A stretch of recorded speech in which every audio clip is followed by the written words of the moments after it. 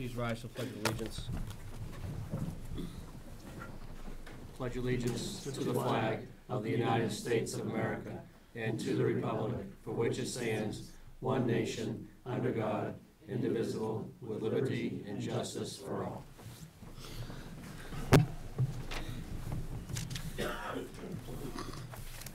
Thanks everybody for coming. All right, Mr. Tanzini, we'll go start with the hard stuff first, I guess. Sure. If I may, Mr.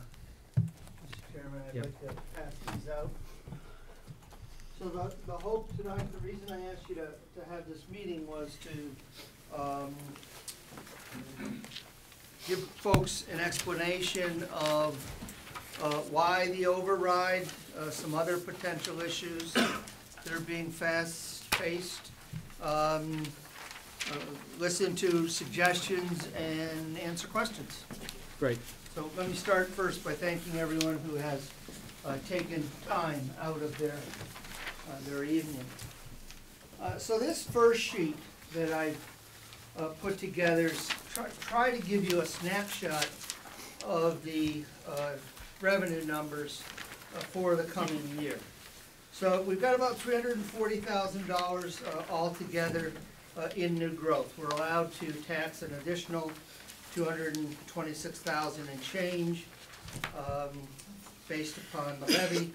We've projected new growth of $65,000 and state UGA, which is unrestricted general government aid. Sorry, I may slip into some acronyms tonight. And then on the loss side, the aid from Massachusetts for the pilot that they pay for lands, state lands that are in Templeton is down $30,000. We've been asked to slowly taper off of some what folks perceived as one-time revenues, and the Department of Revenue has changed as to how we can appropriate the ambulance receipts to, we must have them on hand at the time of the town meeting. You remember last annual town meeting, the budget was underfunded by $100,000. We had a debate, and then when we funded it in the fall, we had a debate. So we've just simply had to back that out.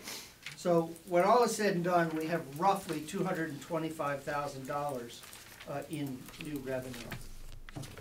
We had proposed a 2.5% increase to the assessment that we pay to the regional school district, and we had proposed in the draft budget a 2.5% increase in the assessment to the school districts, which meant we would have had about $60,000 of revenue left to deal with the town's needs. Now against that needs, we have our contractual COLAs, our collective bargaining agreements, increases in insurance and benefits, increases in electricity because the light department has decided it will no longer provide that as part of their pilot. So over 5 years, they're going to phase that in. So we have another $30,000 facing us in the next couple of years. Also, you've only budgeted for 52-week payrolls all along. And what happens is every year you're accruing this liability that you have to pay off in the 53rd year, which amounts to about $50,000. So the choice is to either build up over time or in 4 years, cut everything by $50,000 to pay that in that year, and then the next year you drop back down again. So once we, and the Worcester Regional Retirement System went up roughly $45,000. So once we back those items out, we're in the hole $140,000 roughly. And then on top of that, we have to deal with increases in the normal inflationary pressure across the rest of the organization, the addition of the 2 full-time paramedics with their benefits. And you had, if I remember correctly, 4 of the last 6 years you have had deficits in what we call the overlay account, and you had to raise that in the fall. So there was an effort being made to correct that. So that's what drives the override of $367,820, which is 60 cents per thousand, or for the average single-family home of about 200,000, about 120 bucks a year. I'm going to ask you to turn the page over, because there is shoe number 2 and shoe number 3 that is going to drop, and we don't know exactly what that is. So again, I'm showing you that net new revenue number of $225,000, and you've read a lot about the school district asking for a 2.8% increase in their budget. Their budget is only going up 2.8%. The problem is the increase in state aid is virtually flat.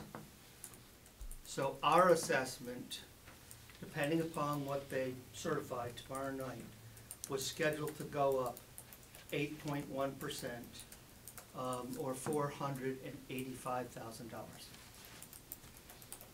So forget this side, forget it. Let's say it doesn't even exist. The ask from the school department, depending upon what they do tomorrow night, is 2.15 times all of your new revenue. So that creates a gap of $335,000 in addition to this side. So certainly we want to make sure people understand what drove the override, but we also hopefully can get people to understand the shoe that is yet to drop. Now,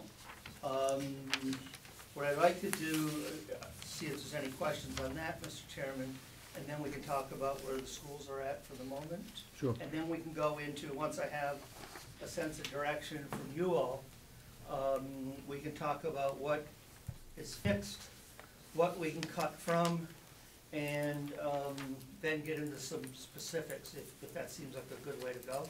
Yeah, it does. Does anyone have any questions, Mr. Tanzini or the board, concerning the page you're looking at right now? Concerning the front page or the back page? Okay. Okay.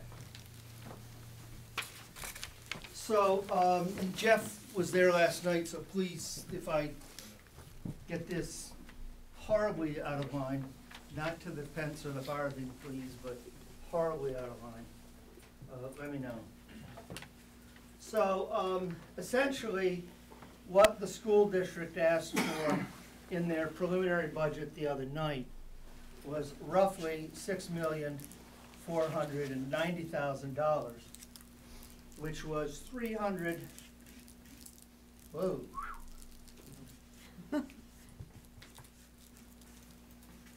And $35,000 above what we had proposed to give them.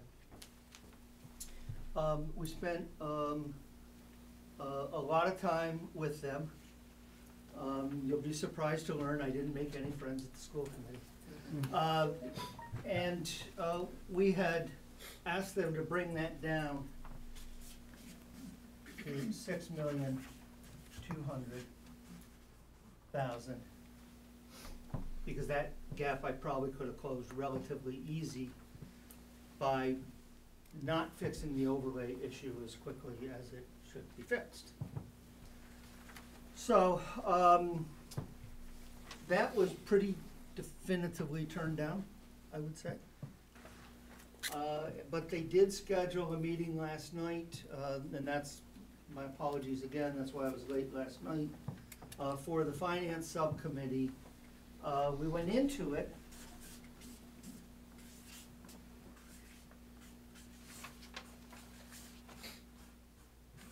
with Dr. Cassavant proposing $6,250,000. It's kind of like a game of Where's Waldo, isn't it? You just get to watch the numbers pile up. $6,255,000, and I had suggested that if at that number I could fix the problem again by not fixing the overlay problem, and that in return I would ask you to not request that if there was more state aid, they certify anything back, and offered that I would come to you to explore a stopgap if they were to have a catastrophic special education tuition expense or something along that We spent a lot of time on that number last night, and one of the things that Dr. Cassavant really kind of tried to push along was that the school district has a much larger issue next year, and that potentially he's gonna need some real serious money, and that he would rather ask just once, as opposed to asking this year and asking next year.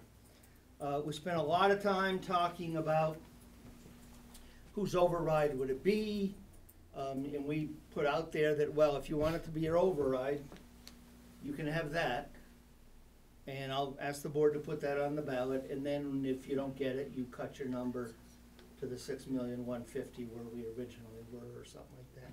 That, I wouldn't say gained a lot of traction. In the end,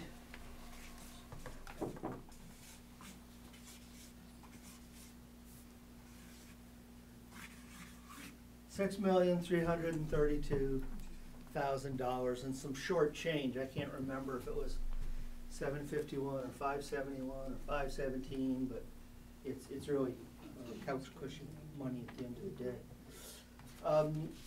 The sense that the finance committee at the end of the day is taking this number back to the schools committee tomorrow night. My sense was that if you agree to this number, they'll do that. If you don't agree to this number, they're gonna just go full tilt. Jeff, does that sound like a fair That's what they representation? indicated, that it was gonna be, if the board agreed with the 145 split for each way, they would be agreeable to that 335 number. Otherwise, they're gonna go for the whole 2.8 and 2013 all over again.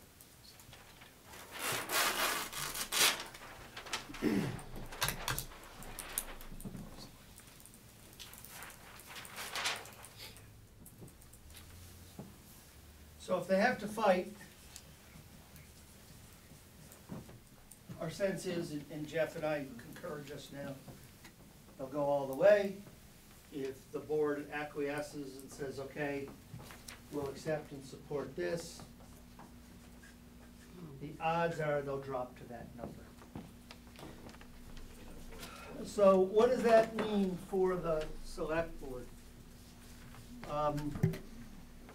At the $6,490,000, I have to cut, well, Right. you have to cut at the end of the day. Isn't there some advantage to being the TA's budget? Yes. We have to cut $335,000. Roughly $45,000 of that can come out of the overlay right away without truly hurting us. About 290.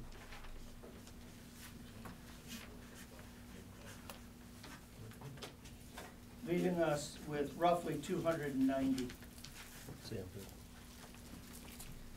At the $6,332,000, we have to cut roughly 185,000, 180,000 actually. How much from the overlay? And once we take the overlay off,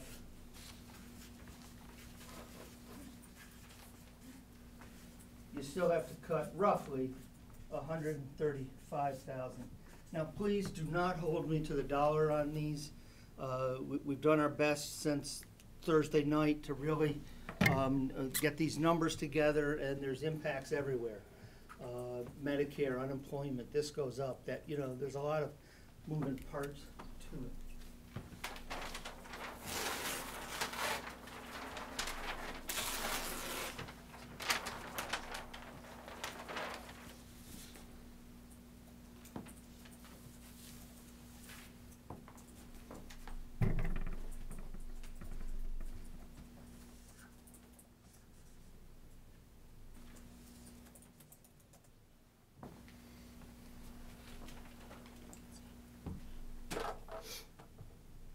So where does that money come from? You asked me to go through, Eric, we're gonna need some more for these good folks, please. You asked us to go through the budget and look at what is fixed and what is, I'm not gonna say out for being cut, because we would have cut it already if it was. I'm gonna just wait a moment here for Eric to get these things in here. So what we did on this sheet that's gonna come around to y'all in a minute.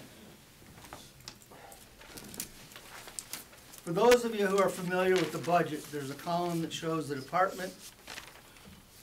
And in that shaded right-hand side, there will be what I recommended to the select board. The next column that says firm fixed, I suppose it could say semi-firm fixed, but it's things like the debt. You can't cut it, you have to pay it in its entirety. Much of your health insurance and benefits, you have to pay, you cannot cut it. It is a payment to the Worcester Regional Retirement System. It is the payment for all of your retirees. It is the payment of insurance for your enterprise funds, for property and liability insurance, Medicare, unemployment. So Medicare and unemployment, you know, they're a percentage of payroll. So that's why I call it, you know, semi-fixed, because there's a little bit of fudge. But you can see that as we go through this, and I'm gonna wait till we get those around. This, Mr. Chairman, was built on the basis of not reversing the progress on the financial front and of being able to stay current on the development front, to try to accommodate those who want to do, who currently do business in the community or want to do business in the community. So hopefully those have made it all around yet. Does everybody have one? Mr. Morgan doesn't? No, they're coming down. I have a question. Okay. If I, excuse me, John? Yes, As questions come up, do you want to recognize? sure, why not? Yes, go ahead, sir. Just for clarification in my mind, Mm-hmm. is there, with this school request, high or low, is there still an override in session here? Oh, absolutely. So, If the school had only asked for for the the lower amount? $6,150,000, you would still be looking at that override. Think of those, that sheet of No, paper as that's okay. separate sides of the coin. So, the second part of that question is, in the school budget, is, I presume most of their monies they're requesting is fixed. Same as most of our budgets are fixed. I would assume much of it is fixed. Yeah, and That's you ours. really can't do too much about it. Yeah. You can cut personnel, you can do that, same as the town can do. Yeah. But beyond that, For the don't most buy part- this or don't buy For the most that. part, but they're it's- facing the same kinds of struggles The that we third question is, you said if they go with the higher figure, then they'll have to do it again next year, but at a different amount. If they go with the lower figure, that They'll have to do it doesn't again next change, year. it still goes up Yeah. higher. What's the why is the big increase? Do we know that? In simplest terms, because aid to the state is virtually flat. So with their budget goes up 2.8 million, 2.8%, I'm sorry. They're going up roughly $600,000, 550, $600,000. Well, the state is not increasing any aid to them. So that $600,000 is falling all on the property taxpayers of Templeton and of Phillipston. So their 2.8% budget drives roughly 8.1 and change % increase to you all at the property tax level. Okay. And that's, the state factor is fixed for the next 2 years, this year and next year? Well, I mean, I it can have, be changed by the, it could by be the changed. Senate. The best option is for everyone who has any acquaintance, and even if you don't have an acquaintance, with Senator Goby, with Representative Whips Lee, you know, if you work in another town and you know that representative, the transportation aid to regional school districts is the most readily fixed part of the whole thing. The state promised you and all the school districts 100% reimbursement for your transportation costs, subject to appropriation, if you regionalize. They've never appropriated 100%.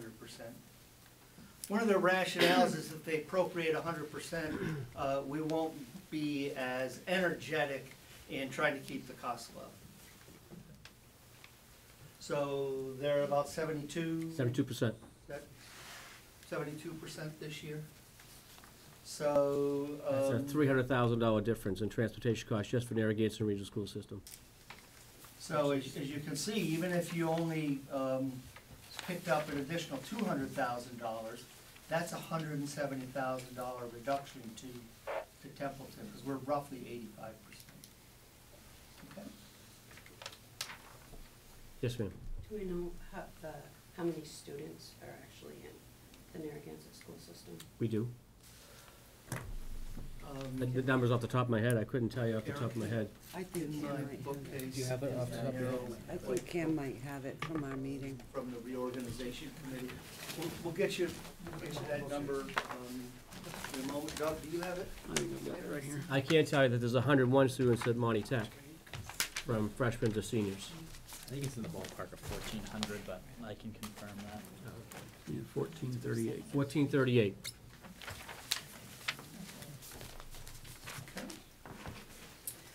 So, what we did was we went through each department and we looked at the cost that we call firm fixed, they're squishy fixed, I guess, whatever you want to think of it. To look at the remainder that is potential that might be able to be cut.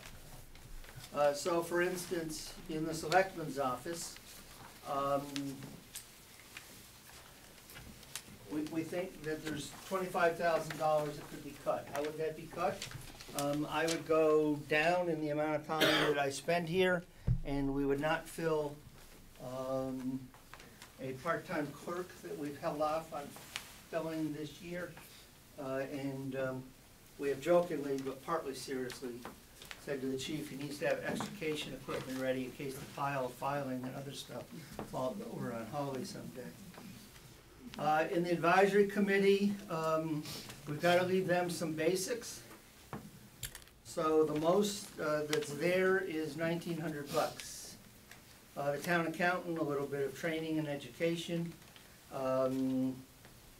Potential in the future to cut some dollars if we can move all the employees to bi-weekly payroll. Not going to happen in time to save anything. In the assessor, we have those extra floating hours to make sure that when Luann on vacation, the office is open full day. So there's a few bucks there. But again, we didn't look at cutting the assistants because we looked at trying to retain all of the progress that you've made and not go backward on the financial front. The treasurer collector,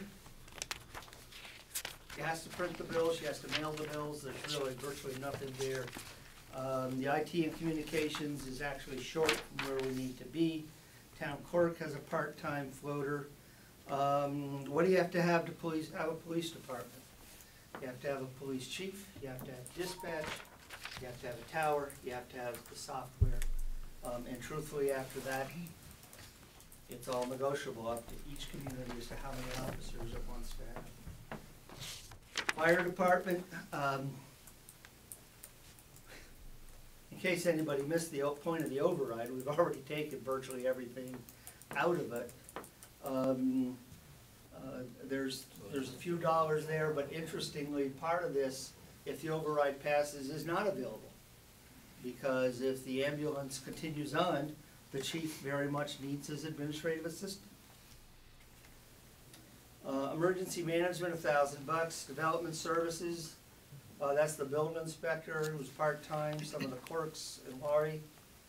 The highway, what do you have to have to have a highway department? Well, you gotta have the superintendent, you gotta have the clerk, you gotta have the mechanic, you gotta have material. After that, you have to figure out how to plow the snow.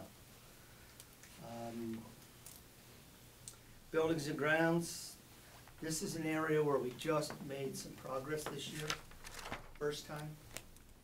For those of you who had a chance to watch or read the presentation, we are probably 3 staff members at minimum below where we should be to maintain the 90± acres of everything. Snow and ice, it's already $50,000 to $60,000 below where it should be. Also, you can't legally cut it, because if you do, and you did that in 13, 14, 13. Somewhere between 13. 12, 13, 14, you had a budget of 160, 165. You went, oh, thank God, we didn't spend it. You cut it 125. That means you cannot legally deficit spend without doing an emergency transfer out of the advisory committee and a special town meeting to get to the balance of the year. You cannot deficit spend on snow and ice if you cut the budget below what you have in the current fiscal year. Veteran service, statutory requirement, have to provide the service. Senior services, I'm not advocating this, but it is a potential cut. The library, I'm not advocating it, it is a potential cut. And depending upon what you do with bodies, with personnel, with the retiree dental, there's upwards of $200,000 conceivably in there. So you can see that you've got to find the 135 or the 290, and we could probably bring that down, John, another 40,000 to conceivably 245, and 90. Yeah, I got you. 255, 2000. Oh,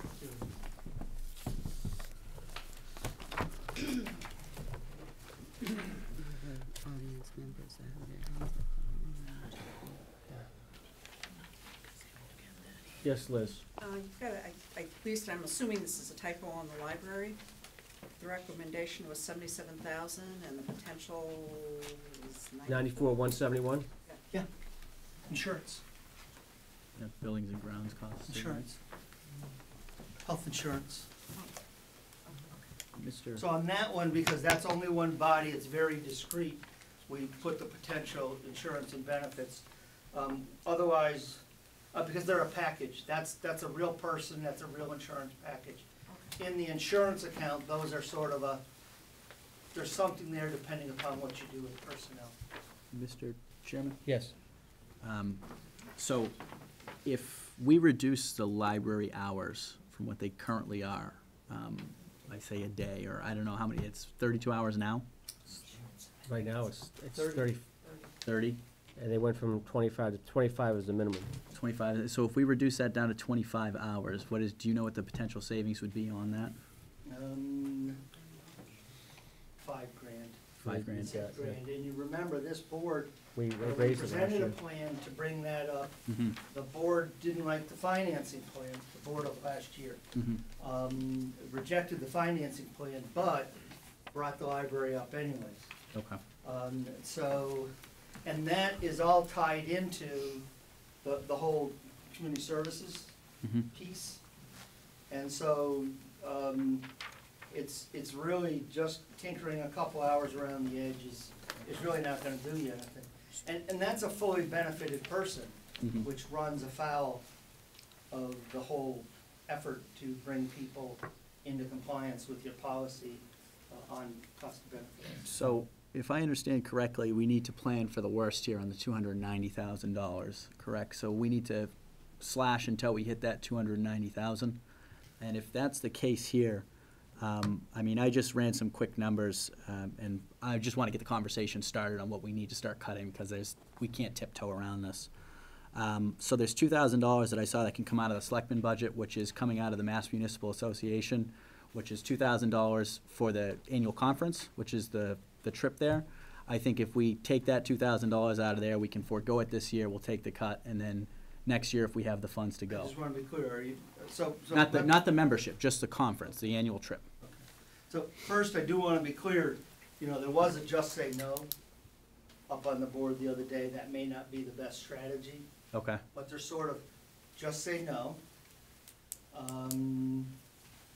Agree to the 6332, which will be somewhere in the $90,000 neighborhood. And please do not hold me to the dollar Mhm. as these things evolve over the next Right. week or so. Because if you're agreeable to the 6332, my gut was that was gonna go through. Is that a reasonable? Yeah, I think they would go with that. 332. So and I can get, so basically you're looking at, just say no, agree to the 6332 and hope that the potential agreement, holds up tomorrow night, at which point we gotta find roughly 90, 100. Or, just say no and assume they're just straight gonna go to the 6490, and assume you will lose the fight, at which point you've got to cut roughly $250,000. so if I I don't understand that have an correct, option B, either way, we still need to slash, and we need to kind of come through with these numbers now. Unless you tell me, just say no. Mr. Chairman, I would love to, One but second, you had your hand up? Question was answered. Excellent, yes. I just want to clarify something, Mm-hmm. because I'm not sure. On the budget for the senior services, Mhm. the 205, does that include when we get the formula grant and the MART money? It doesn't either. Includes the MARC money, Well, we wouldn't be getting that, though. which is why to the right, it should have said, my apologies, it doesn't. it does. It's It on says there, but I There's just a wasn't net. sure what it was for. There's a net, but we did try to devise a plan. So it would actually not be the 205, it would be the 205 minus the 93? No, it'd be 90, it's 95, give or take, if you close it completely, and it's about 80 if you try to leave it open a little bit. say that again? If you 95, close it completely, it's roughly a savings of 95,000. Okay. Again, there's some numbers we have not been able to get. In order to get a surplus properties quote, it would take close to an hour and a half just to fill out the application on each building. unless you use it as storage. You could probably get away with that on the library because it's really filled with storage and such. You might get away with it. Yes. Could we walk through the just say no scenario, what that would mean?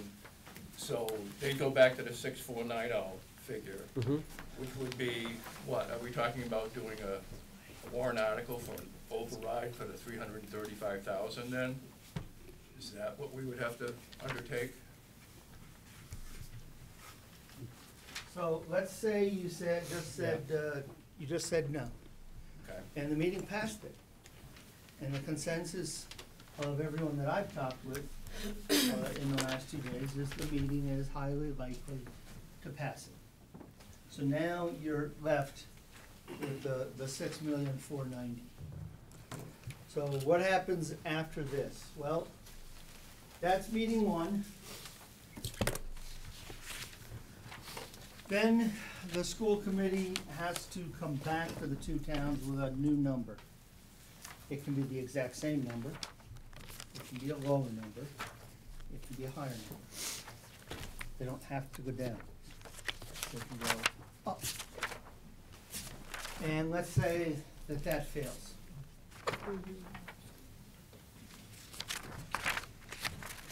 The challenge is you start your fiscal year on July 1 without a balanced budget. So you have to start to prepare for the eventuality that they might, at the end of the day, get their $6,490,000. You can't wait until May to try and find all the money. Been there. I wasn't here when you did it, but my understanding is that didn't work out real well the last time you tried that approach. If it fails again,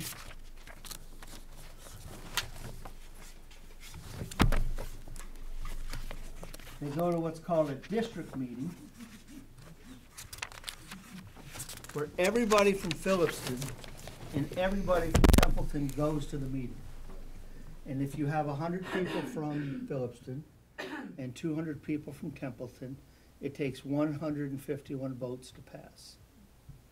So if you have 100 folks in Phillipston who vote yes and 51 from Templeton, it passes. If you don't get this done quickly enough and have a budget,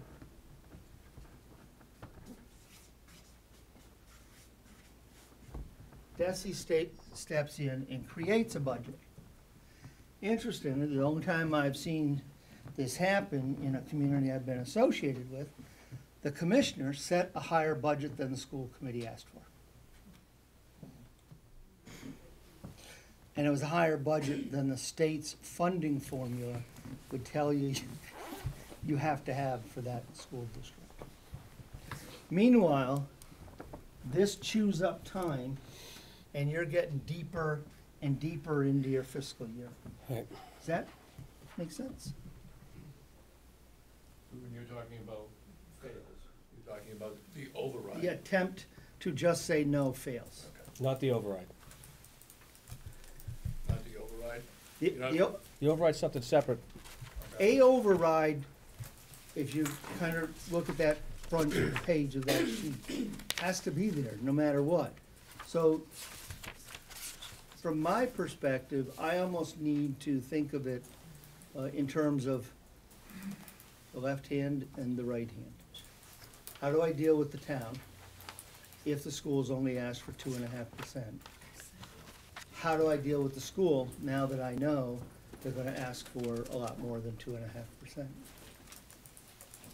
Hold on a second. Yes, ma'am. Could I ask a question about, how would their budget change?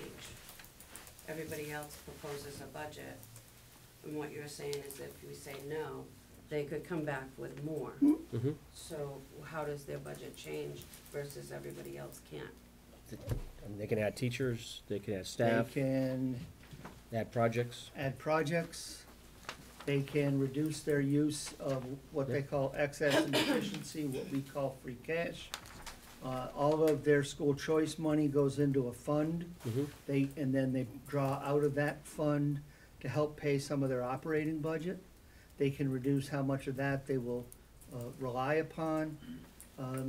So I'm not saying that they would do that, but it is something you need to be aware of. Yes, sir.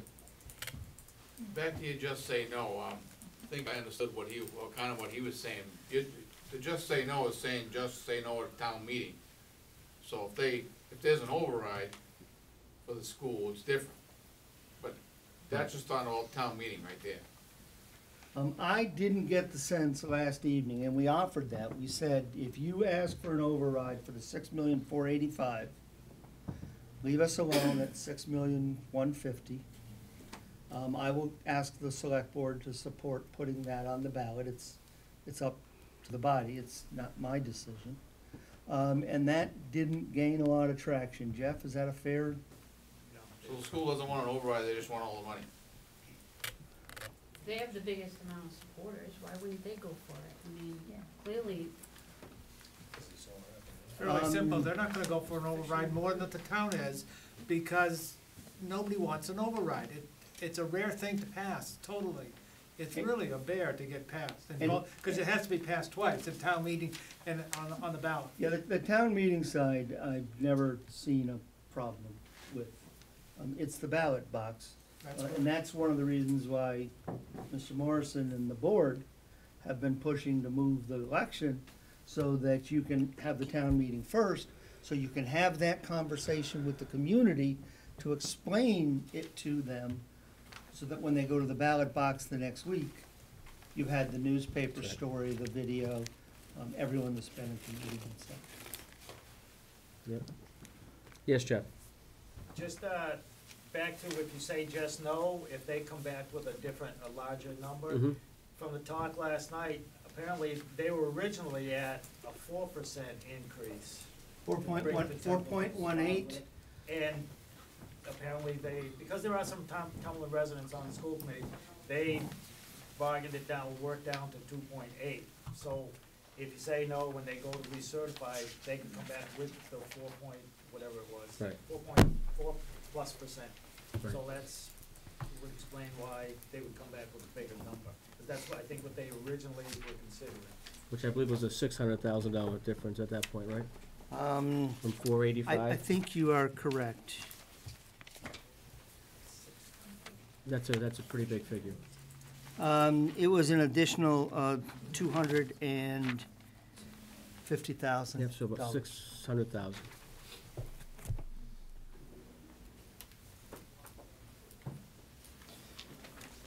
Yes, When does paying for the new school come into play? Is that on the tax roll yet, or is that coming up? it's coming, it should be coming up next year, but as far as the bands are concerned, we have the bands in place, but obviously next year it will come into play. Well, that'll be in this budget, and you're saying next year? No, 20, We have $500,000 in next year's budget, which will not move the tax rate because we had $500,000 this year, roughly 400 and something change, that drops off. So we actually make the first down payment of $500,000 next year. But it won't move the tax rate by itself. Tax rate will start to move, if we can do this incrementally, and I think we can. We'd add another $500,000 the following year, and then be at the full amortization in fiscal '21. Please don't ask me to do it in my head yeah. right No, now. I'm just curious when the actual Start first payments next increase year. comes, first payments next year, but You won't see the increase till 2021 on the tax roll. Right, exactly. And obviously, the override that's in question right now, which we agreed here, was gonna be, was it 374,000, which would be comfortable 60 cents on the thousand, because by capita, every dollar increase in this town is about $500,000 overall. So, and that was just going geared towards the AOS service and the ambulance service here in this town. Correct. To provide that life-saving service, I think, is detrimental to the community. But that's why we're here, for questions and answers. Yes, sir. I just want to ask this question to kind of plant a seed down the road, because we can't do anything now. But, you know, when you look at the firm fixed number, Mm-hmm. the debt service number, which wasn't even mentioned in the presentation. Mm-hmm. The debt service number is 30% of your budget. And if you took that out, it almost exactly matches the potential proposed cuts. I'm just wondering if down the road, you can't do it this year, if down the road you could renegotiate some of that debt service. Let me first tell you that that's actually not the general fund debt service. You use a method of accounting here by which the general fund pays all of the health insurance, workers' comp for sewer, and debt for light, water, and the other. So if we had only the town debt in there next year, the school, that number would be about $500,000. Many other towns would simply put the debt payments in those three funds, and you do it this way instead. And keep in mind that even this debt, the town side of the debt, is debt excluded.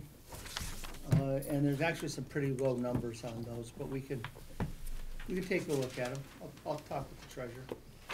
Kelly, can you just make that note for us to have that conversation, please?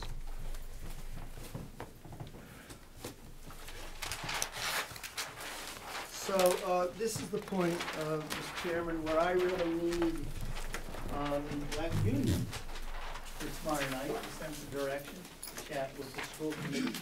And I need a sense of direction of what you want me to, explore further for cuts. Right. Yeah, I don't know what to do. Talk with me over.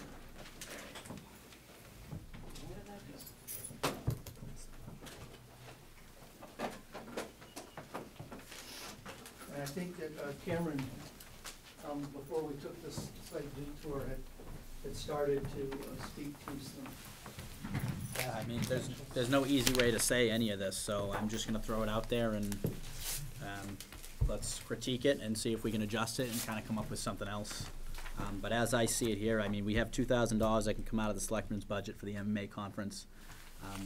We're still members of it, but if we wanted to attend, it would be coming out of our own pocket. So that totals up, there's 4 MMA, still leaving in the Mass Municipal Managers Association for you and Eric, and then as well as Holly, you would still be able to go as well. Right, or we could adjust that and leave the clerk position open for a few weeks, and I could maybe come down in my hours a few weeks earlier. Yep. So, what I'd like to do, to the extent that I can, is leave some of these kind of open-ended a little bit. Okay. So that the department heads can look at what you're thinking, and, you know, you may have thought X, and the department head may have said, There might be another could way. I do Y instead? Okay. So I just saw that in there. The advisory committee, you guys have the same thing in there, it's for 11.5 or 11.50 for the MMA. So that's just a thought, that's what we have in there for that. The only other big chunks of numbers that I see that can come out is police and dispatch is 50,000, which is a body, which is a tough hit, but that's It's a body. That's a body, with benefits. body with benefits. Body with benefits, we'd have to figure out backfilling, you'd either have to go dark, for certain hours of the day, or we'd have to spend overtime, to backfill the shifts. And before, and that's just, I'm just throwing these numbers out, so I'll throw them all out there first before we get to the discussion. And then we'd have to shutter the COA, which is the $95,000 coming out of there. And that's with the 95,000, is that including buildings and ground as well? Or their cost of upkeep and whatnot? Back of the envelope, in less than 24 hours, yeah. Okay, yeah, no, so I just wanna make sure that was But we also, I factored think, in. gave you an option to try to leave the CLA open with a part-time staffer and volunteers. Well, let me just chuck these numbers out, and then after we can refine and tune, see how much money we can kinda come What out. was that again, please? So that was the 95,000, which is that's totally just shutting it. So, again, depending upon what number you're trying to get to, that's kind of why having a conversation about, is it just say no and fight? Or is it buy into a number, because that drives what you have to close. Well, if we hit that target number, 290,000 first, right? That's the bare back. You said that's what they're gonna go to, but they might go with a 6.332. So if we show. My sense is if you agree Yep. to accept it. Well, if we show what it looks like at the 6.490, and then work our way back to see what it looks at the 6.332, and see what we can kind of spread these numbers out and get a softer hit rather than shutting services and losing bodies. So, and then the next step off of that is to get that number even up, as the 95,000 coming out of the library.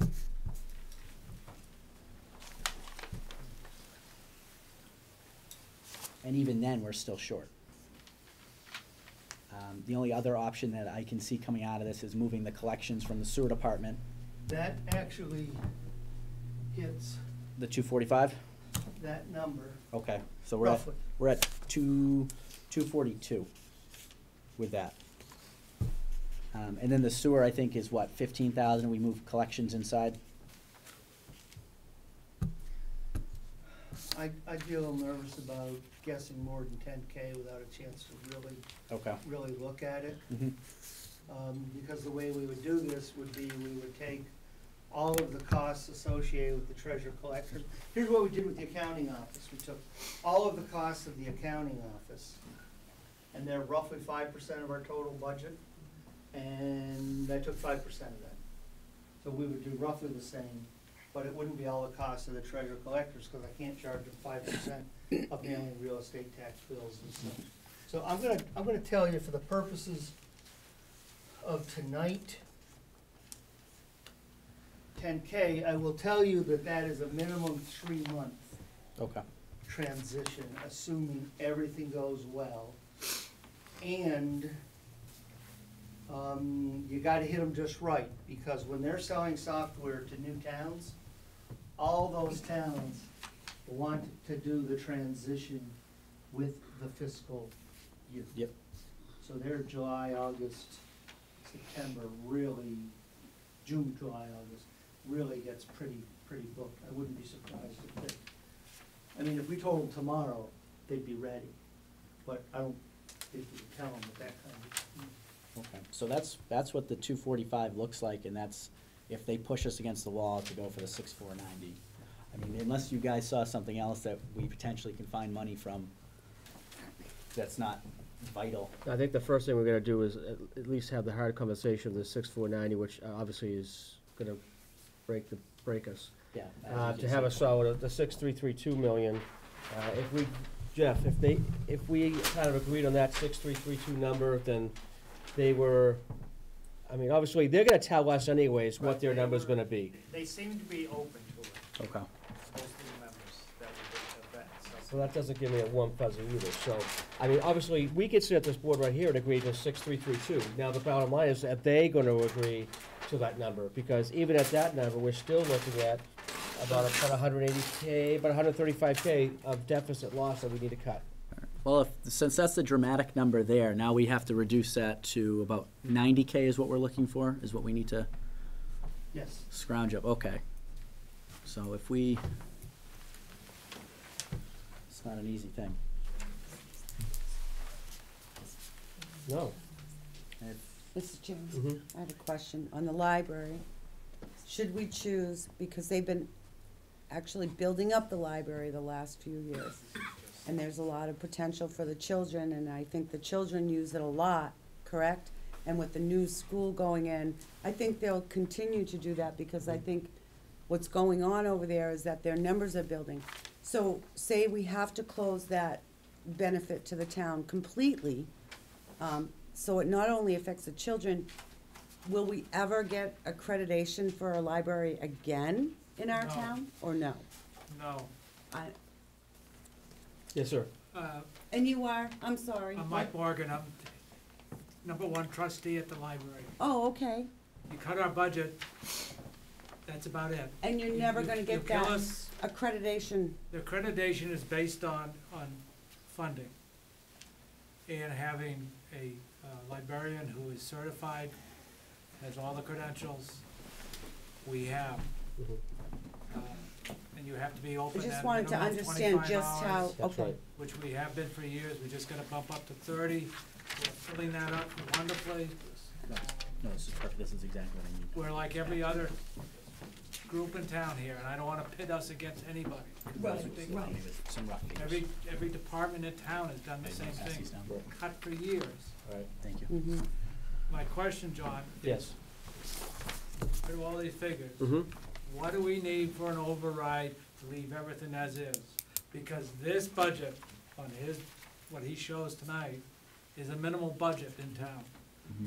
And we don't give people pay raises, basically, we don't buy new trucks, we don't do a damn thing in this town but just level fund things. That's right. which Mr. is Chairman, insanity. What do we need for an override to leave everything alone?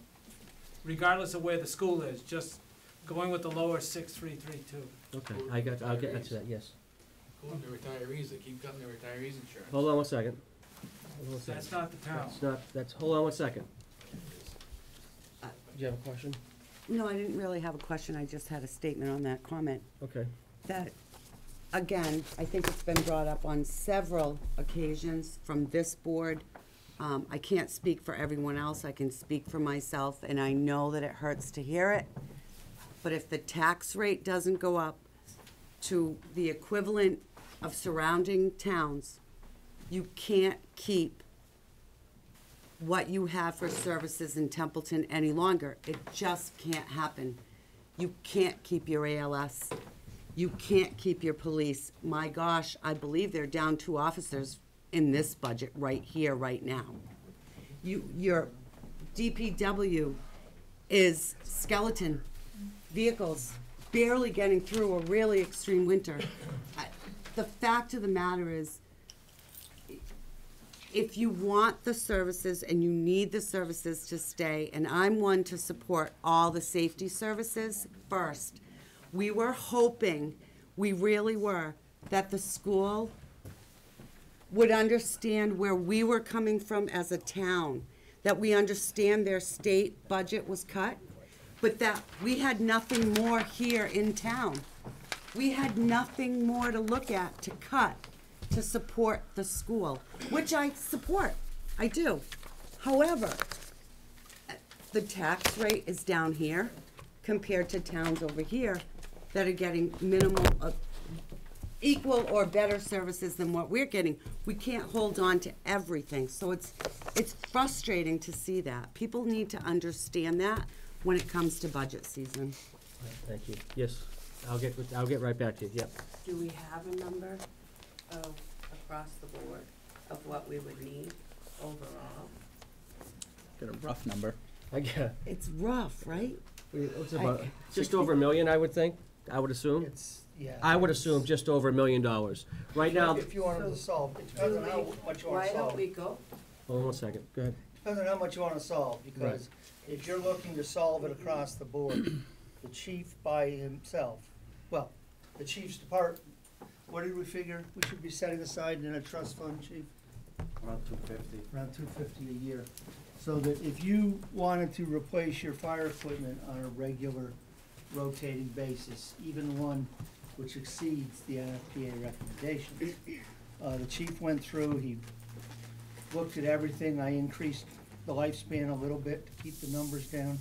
You would have to be setting aside $250,000 a year, every single year, just to be able to replace the equipment. Alan's doing a similar, but I wouldn't be surprised if the chairman's estimate isn't horribly far off. And That's the good. challenge That's is the dream we're looking at, but what's the figure to make everything right on this page? Right. Round figures, just, it doesn't have to be exact, but I'll hold you to it. $25 or $1 million for an override, to make everything good. Mr. Chairman. I hate pulling a number out. Yeah, of me my too. arse. I- I really, Well, wouldn't it be? Well, I No, know it's you not- don't know listen, exact, but no, somewhere in a One close second. vicinity. Again, it's not that we don't know, we do know, but we just don't wanna pull numbers out of the air so people are like, oh my lord, what are we doing? What I can tell you is this, we are at $16.72 a thousand, okay? Let me say it again, $16.72 a thousand. Everybody that touched, everybody's like, hey, Ashburnham's doing great over there. Yeah, they're $23 a thousand, that's what. But if we don't know what we need, Yep. we can't vote on it. No, we're telling you what, obviously, right now, we're starting small, because again, overrides are tough to get through a community. And we understand that, we embrace that. That's why we have to go small. We cannot go to the townspeople and say, we want $1 million override, and it's gonna cost you $2 increase per thousand. $2. Mr. You're gonna Chairman. Yes. lose that. Yes. Mr. Chairman, I think just to answer his question, we're looking at 60 cents a thousand for the fire EMS. Right. And then, depending on if the school went for the 6.3 number, which we need to get roughly between 90 and 135, you're looking at probably another If 30 all- cents or so, you're looking at. if all you were trying to do was to fix the operational issues in this year's budget, forget everything else. Right. You need an additional $335,000, which is approximately 50 cents on the tax rate, So, on top of the 60 you're asking for people. I think that's the question he was trying to ask. That's So we're simple looking at answers. about Thank- $1.10. Thank you. $1.10. $1.10. We're not gonna pass year. both. Mr. Chairman? Yes. I need This to- year, but just this year. Well, Not that's fine. including Every next year is year. different. Voters are gonna speak. Yes, ma'am. Mr. Chairman? Yeah, So- hold on one second, yes. I need to excuse myself. I have a firefighters association Understood, meeting. okay. Thank you for that. Yes, And I'm listening to Chief Dickey saying 60 cents on the dollar for the fire department. mhm. But yet, that's not the fire department cost, that's the round figure of the whole town, not just the fire department. No, that's just the fire department. That's Am I correct on that? That's just That's ALS. just ALS. just ALS.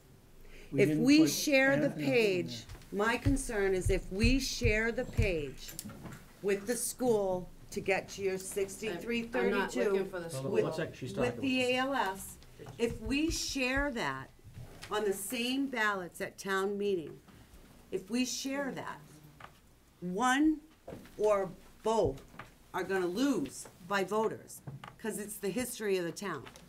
It's very difficult, is it not, to pass these things? So if we left ALS alone on the ballot, we are hoping and praying that it passes. It's 60 cents. If you add the school, it's it's $1.10, correct? To fix it, fix the To operating fix budget. it. And Yes. no department is, So, One second, go ahead. so the meeting that I went to a couple weeks ago Yep. stated that it wasn't completely the fire department, that there was under and several other departments, but we couldn't, the way to do an override is to put it on the fire department, because that's what the town will buy into. The only, Am I the incorrect on ALS is that? the only thing that's on this override is only the ALS. So That is all it. of that money, It's going right to the ALS service, All of it. all of it. 100%. Every cent of it. and what happens with the budget? Do they not get the rest of their budget? No, that's an additional two. They need about, about just over $500,000, about 600,000 to operate? What was your operating budget? I asked for, it was, I, No, it's more than entire that. budget that I asked for, to operate fire and the ambulance was, about $750,000. 750, that's what I thought it was. Yes, sir. Yeah, you're saying on the ALS, Mhm. what happened to all the money that's in the ambulance receipt account? It's still there. That money is supposed to go to help operate. You're the absolutely right, ambulance. sir. So why aren't you taking money out of that to operate the ambulance? You're absolutely right. Chief, you wanna answer that? Well, we are taking it out, but the 376 is the number that we, with Carter, that we figured it cost to run the ambulance. That's not saying that, the fire department is responsible for that entire number Mhm. as a deficit for the town, because we are bringing in money right now. It's budgeted for the 250, because that's what will be in, but we're actually gonna average about 320,000 on what we're bringing in with the ambulance. So our deficit on the ambulance is really only $50,000 to $60,000. So there's $250,000.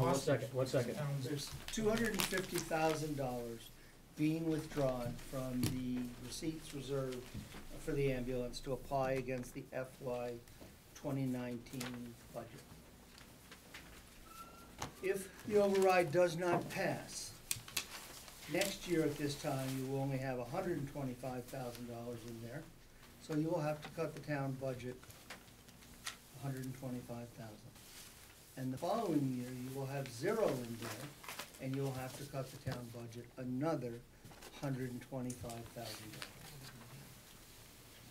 And you get that look, hold on, Pete, you get that look of concern, like, you don't understand, because obviously, because the ambulance is not gonna operate, so the funds aren't coming in. Gotcha. So whatever dollars are left, we're gonna expel, because we still need first responders to respond. So those folks still need to get compensated for their time and their efforts.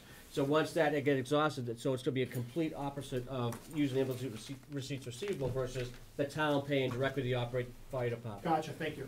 Yes, So, if we call this override for the fire, for the ambulance, mm-hmm, we're playing Russian roulette with the life safety of every single citizen and everybody in this town. yes, sir. I have a problem psychologically with that. There's a lot of people on fixed incomes that are gonna not vote for an override. And isn't this, the school is what really needs the money? Shouldn't the No, this is- school be the override? That was, the school's separate, school wasn't even part of the initial equation here, when we first went over the budget with the, wasn't even, that came up after the fact. We were talking, needing So issues. how did life safety get pushed down to the bottom of the heap? I'm struggling with that. Okay, well, it didn't get pushed down to the bottom, but, yes, go ahead. So, Chief Dickey just said that his requested budget for FY19 was $750,000. Mm-hmm. Can you tell me how much money was approved that we're operating with in FY18? Do you know that number? Right now, it's Yeah. just over, I think it's over $500,000. I don't have my budget. Actually, FY18 is $566,501. See, I got the number in my head, so I don't know what happened with So, that's only a $200,000 difference. that. Mm-hmm. because the chief's budget doesn't carry, the health insurance, the retirement, and a number of other costs. Other fixed costs that are required. We don't do programmatic budgeting in this town. Yes, sir.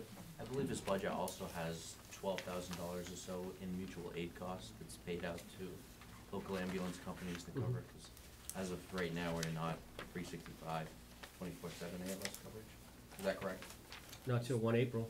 So by closing that gap with the additional salary and the people that he's gonna be pulling on, that $12,000 will evaporate essentially and be in fact billable calls? No, we will still probably need some dollars in there, because again, if there's multiple calls that are going on at the same systematic time, we still need to use resources around us that need to be compensated, and that has been looked into. I understand, but at the same time, a billable call that's being sent to a local ambulance company is not a billable call that's being able to be done by our ALS service. So Right. there's no accounting for that difference? I mean, There is I'm sure accounting for that, there there's- is, Okay. there is. Oh, yes. I just wanted to make a statement with that. One of the issues that we have with the ambulance at this point is, yes, we raised the rates to the ALS services, but what has happened is the revenue coming in isn't anymore. Because what's happened with the insurance industries, they require so much of a write-off. So it doesn't matter if we charge $100,000 for this ambulance ride, Medicare's only gonna pay you a certain amount, it doesn't matter. So what we've seen the increase is on the write-off amount. So the column of the revenue coming in is not any much greater, but we now have this huge jump in the write-offs. So that's a big difference that you have to think about, is because majority of the people that take an ambulance ride have Medicare. And so it doesn't matter what we bill them at, they're only gonna pay so much. So that's one thing that we've seen with the new increase of the rates. The bottom dollar is we're still gonna bring in, roughly $320,000 when we're stating the ambulance will cost $376 to run, and that is with personnel costs in it. So yes, we are bringing in more because we raised our rates and we're getting more ALS calls and we're covering more calls without mutual aid, but we are bringing in more. If the federal government ever fixed Medicare, then yeah, that Right, would and fix it would be, everything. yeah. You are, chief, but it's a cash flow issue, because we could only tap it as of May 1, and then, all the other Correct. issues. The That- sheet that we just handed out, that I want everybody to understand, is there is nothing in this override except the ambulance service. And in fact, it does not recover all the costs of the ambulance service. So yes, we talked about what would 65 cents would look like, what would 70 cents look like, which provided some money for snow and ice and to solve some other problems. But the 60-cent override that the board has tentatively settled upon, subject to their final vote Monday night, is all the ambulance service. Yes, sir, in the back. Yeah, what I can't understand is how you're taking one specific department, when you're actually holding the town hostage, saying either you vote for this or we're gonna get rid of it. It's the only department in town that's bringing revenue into the town.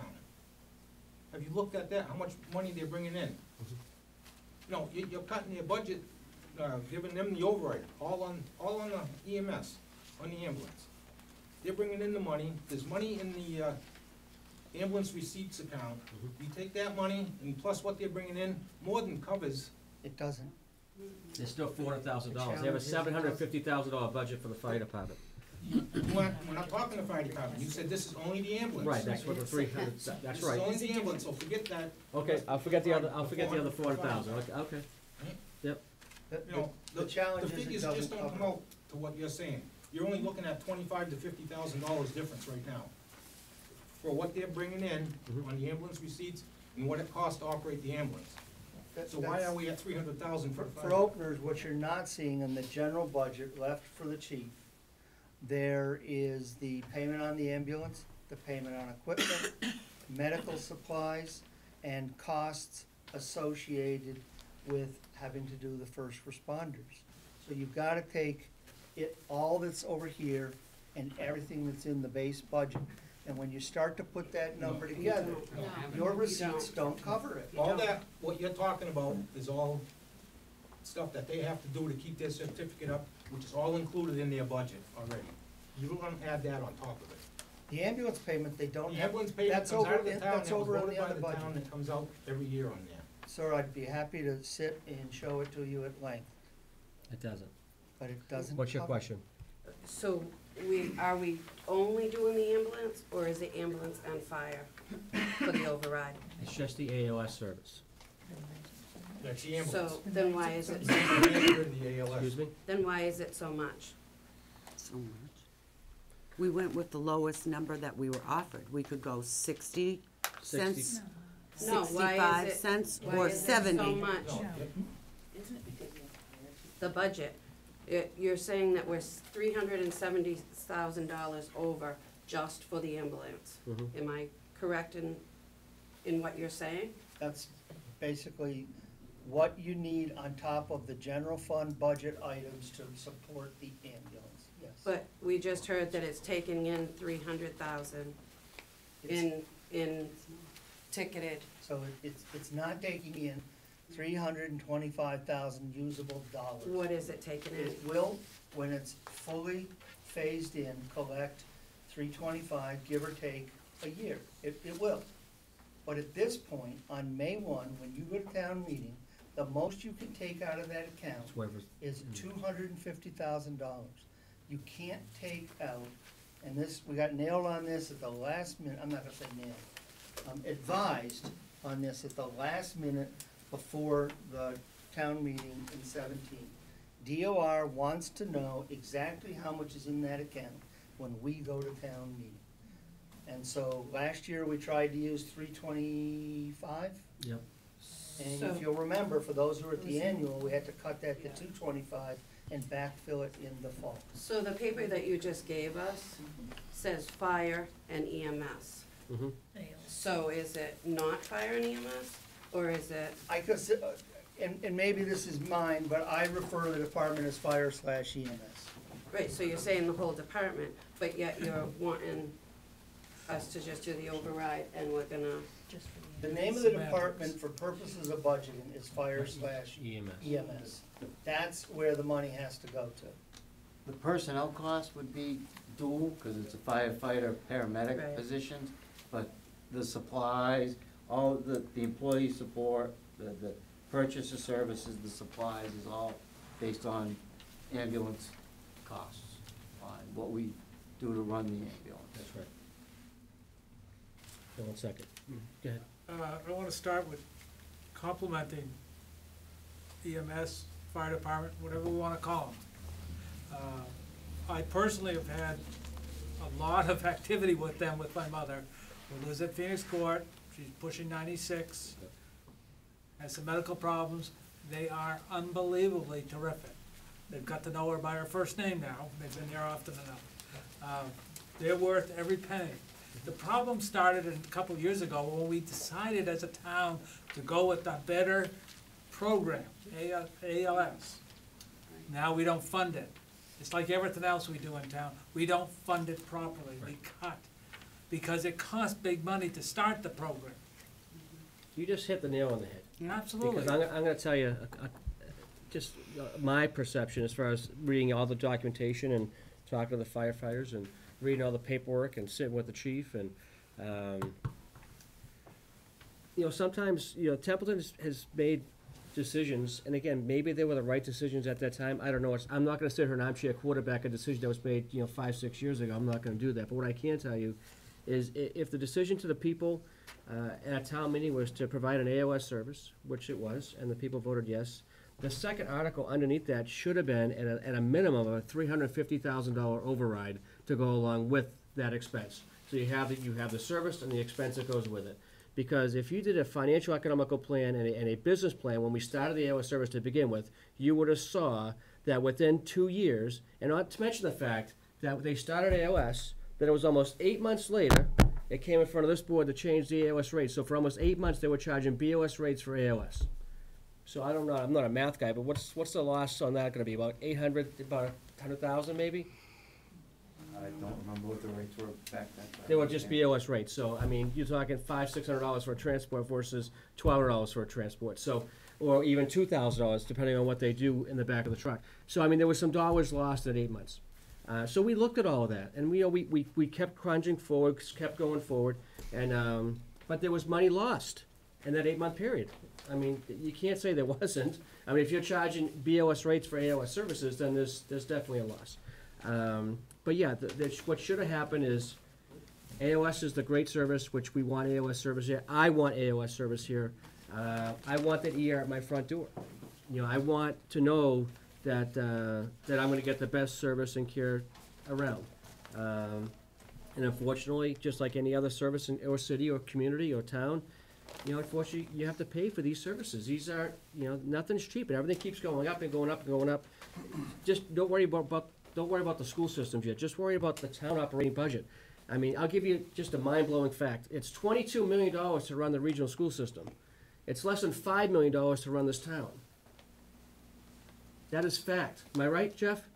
Yeah, thereabouts, but the school numbers, yeah, it's 21. It's about 20 million plus. Right, about 21 something. Right.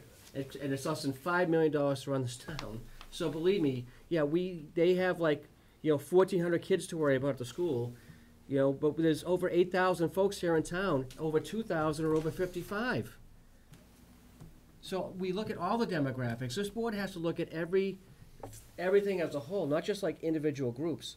But to go back to your question, we knew what the issues were at hand and what should have happened, but it didn't. So now we have to just fix what we have to fix and then move forward. And once we do that, Yep. then that should pay for 90% of the EMS. The projection fire with department. the projection with this override, they should be secure for the next at least 3 years.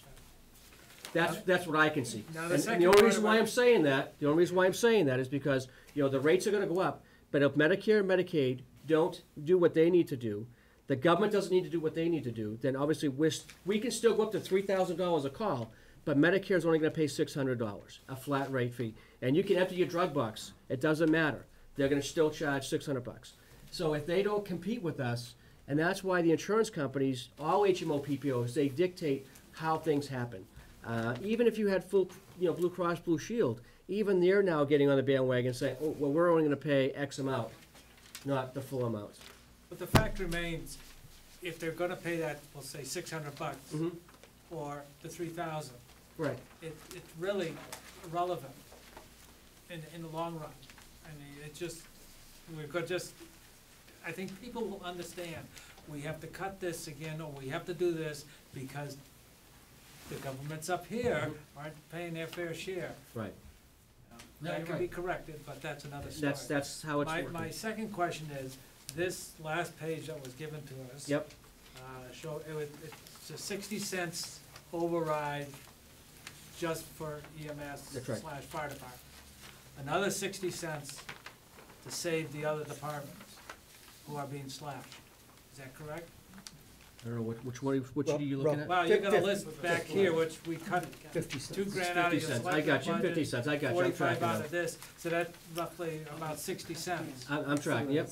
Yeah, I see where you're coming from, yeah. So we really need a $1.20 override. Yes. So that's what I would vote for.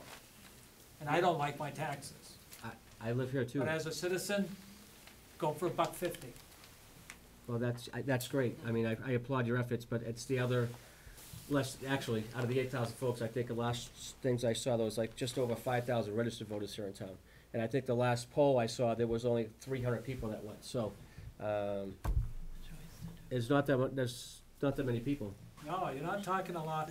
And there was a recent note that I read that the average income in the town of Templeton, shocked the hell out of me, was just under 75,000. Mhm. Yep. And people flee poverty. Right. Well, yeah, I know that people on the lower end of the scale, the average being 75, people are doing okay. Understood. You're right. Who was first? I just don't understand, if the school is a $22 million budget, and we have a $5 million budget, couldn't they shave the $350,000 off a lot easier than we could? And why are we being bullied by the educational system? It's ridiculous. We all have children, we all want them to be educated, we all have grandmothers that need to get picked up in the ambulance.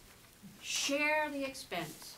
And you're sitting there shaking your head, the town won't do it. Well, educate the town. It's just constantly, we're bullied and bullied and bullied. And it's a shame to hold the town hostage with the only department that is bringing in revenue. If you close that department, you're giving up on everything that this town has bought and paid for, mostly off the tax dollar, because the fire department and the rescue squad used to be volunteer, and we used to go and knock on doors, and people would hand us cash for that service. So I think it's a shame to hold the town hostage and say, you're gonna take away this after we funded it. We all came and we voted for this system, so we need to figure out how to fund it. That's hence the override, yes.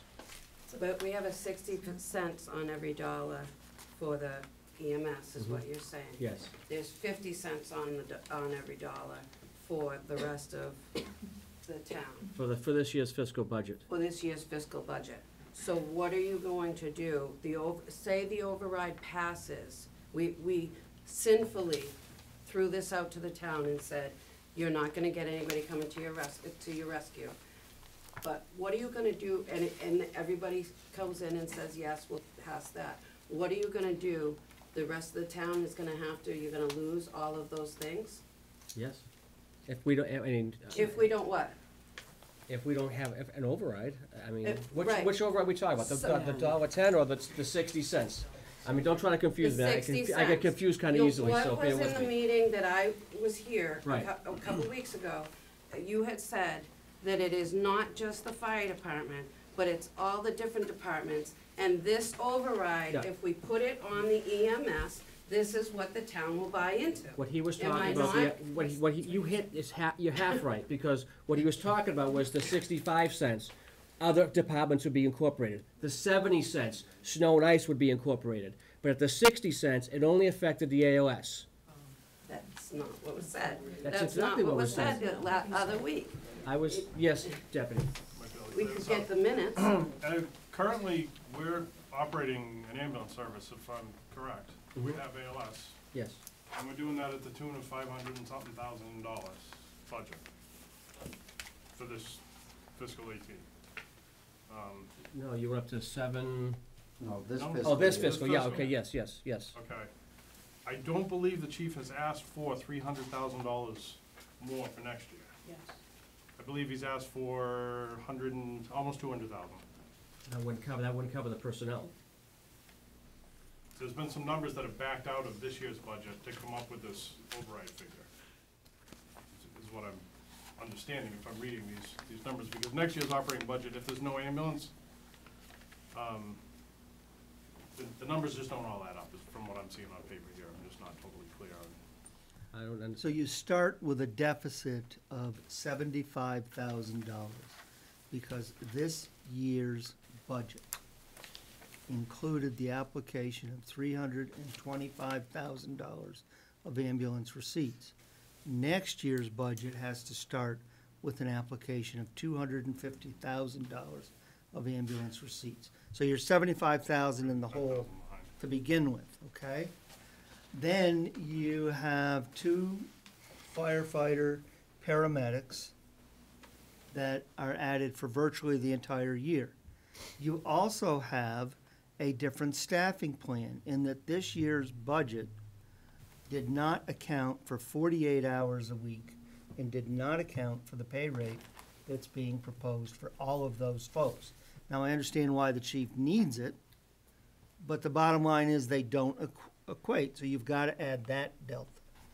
This year's budget also contains the ambulance lease payments, the defibrillator payments, and a lot of medical supplies. So, you know, I'm more than happy to sit with anybody and tear the thing all apart. But no matter which way you tear it apart, you come pretty close to these numbers.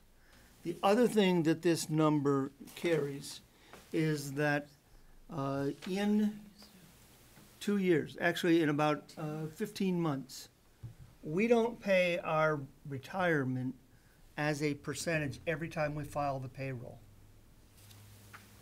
We pay Worcester Regional Retirement System an assessment based upon salary numbers that are 15 to 18 months old by the time we get them.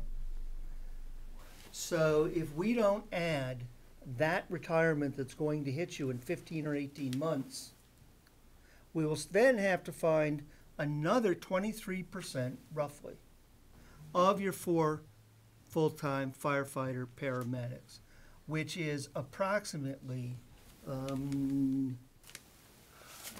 $60-something thousand. So that's why that's in there now.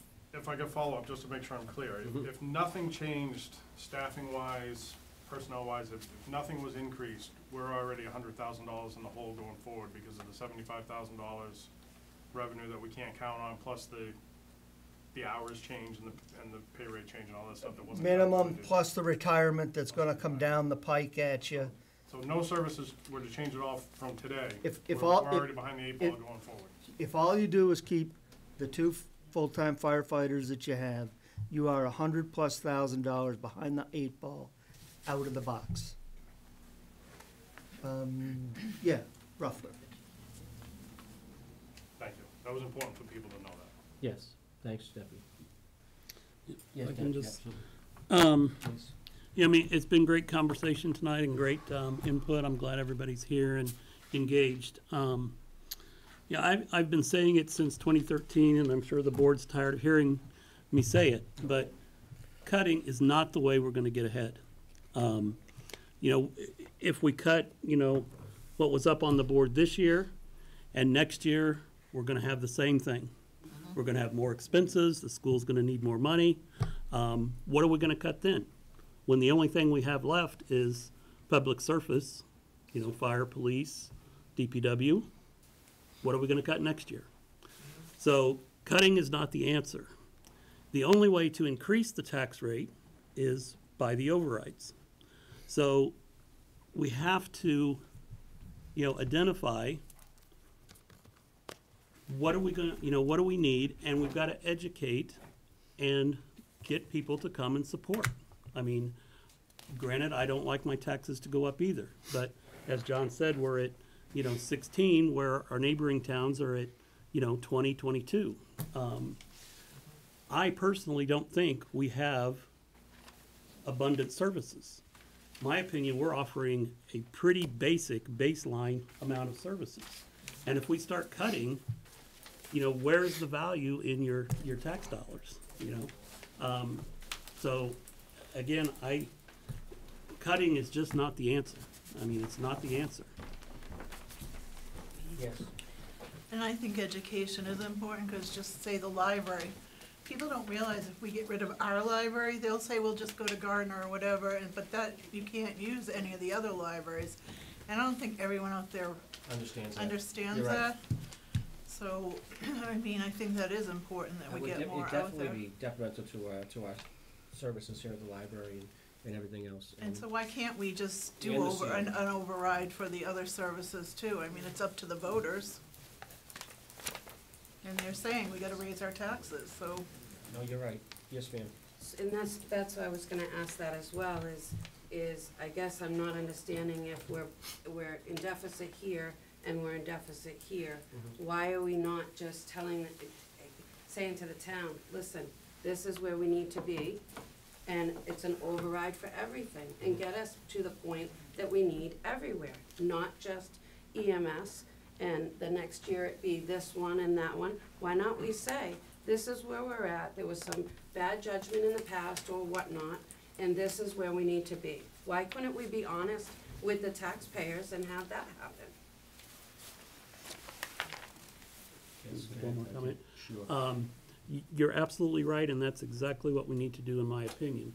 And we can do everything we can to educate, but we also need you folks to help educate. You know, the 8,000 people is a lot of people to reach by, you know, just us. I mean, we do things on Channel 8, but do we know how many people are watching Channel 8? No. You know, you guys have, you know, different social activities that, you know, you attend, and it's not just you folks either. I mean, you guys talk to a couple of people, they talk to a couple of people, and it goes on. You know, we all have to get behind doing this. How many stupid things do we put on Facebook where we could, and get the information out there? No, you're right. You're right. I call it Facebook, but that's just me personally. But Yes, Chief, you were first. So, question I have is, listening to everybody here tonight, everybody understands the need for, 2 overrides. One to keep funding for the fire department EMS service, and one for general government, both adding to up to roughly about $1.10. Yes.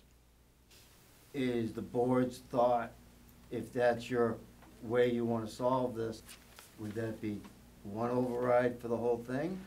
Or would that be 2 different override questions on the ballot? That's a great question, and I could tell you where I've seen, but go ahead. And have we even discussed a different override other than EMS? Has there been discussion No. and made a commitment to, No. because my understanding is we've already said there's gonna have to be an override for EMS, that's it. We've only talked about the 60 cents for the 376 or 377 for the AOS. So that's a question I have, is because I've listened tonight several times, well, our tax rate is only this, our tax rate is only this. But yet, if we're gonna do good government, wouldn't we bring that all up?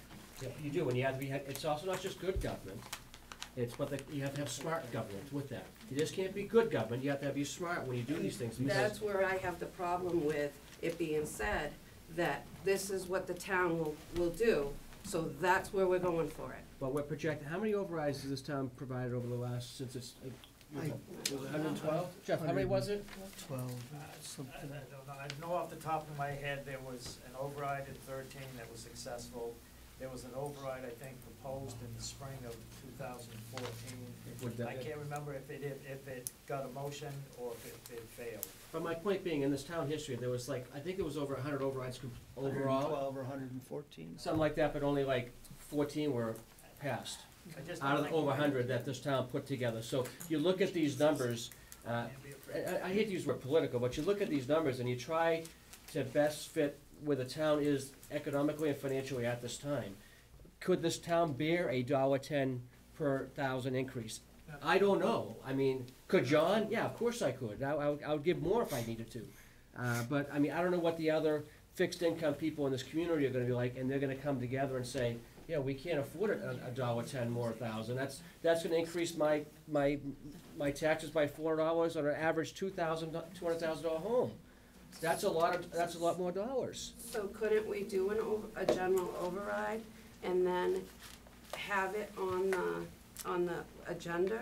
That, you know, if the override doesn't pass, then the fire department, EMS needs $375,000. Typical general overrides, again, They fail. they don't pass. General government overrides don't pass because they just think, oh, they just want more money. But there's no purpose behind it, you know what I mean? If you look at all the overrides that have passed successfully, I think the one you were talking about, Jeff, was because they identified 3 police officers in town that were gonna lose their jobs. And they listed them by name, did they not? They list 3 cops by name when that override, and the override passed, because it was specific, it was geared towards, the people knew what it was geared towards. They knew that if we didn't pass this override, these 3 cops would no longer have jobs in town. Yes, The school has passed overrides, cause I was They on have. the PTO and they've passed them like 3 years in a row, yes, they have. so. Yep. Which is why They I, have. depends on who sits in. The school has Yeah. passed and done their own rights, yeah, you're Cause I absolutely just right. remember we had to go and Yep. hold signs and stuff. Well, you gotta figure, like I said, there's over 2,000 folks that are 55 and older, which means there's about 6,000 plus or minus folks that are 59 and under. And how many folks are those that have children? I mean, me personally, I mean, I have one home in diapers, I have a kindergartner, I have an 8th grader, But I I'm have a saying 10th they grader, have believe me, I got them all. passed before, 3 years in a row they passed.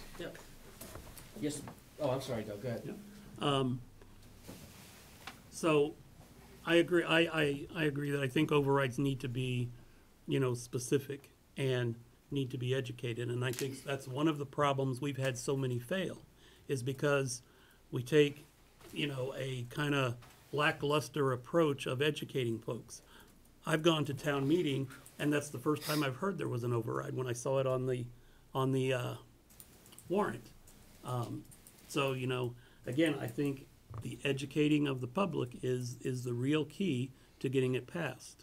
And then the other thing, I just heard you say a minute ago was that we have the 60 cents for the ALS, and then we need the 50 cents for general government. The 50 cents really only covers the school. So there is no general government. Which is why we tried to kind of entice the school last night into going for the bigger number, but doing it via an override, and they did not bite on that. Can I know what you're gonna, hold on one second, I know what you're gonna say, and it's not, he says to school because we're not gonna have to cut anything off of this that's gonna operate the daily functions of the town. So that would go towards general government, meaning that we would have to put it someplace else, so we wouldn't have to cut anything else. So does that make sense? No, it doesn't. Okay. It doesn't at all. Okay. Not at all. Okay, so if you have a general government override, just say 50 cents per thousand, which is, give or take, what's it, about $200,000, give or take? 335 roughly. Okay, so, general government.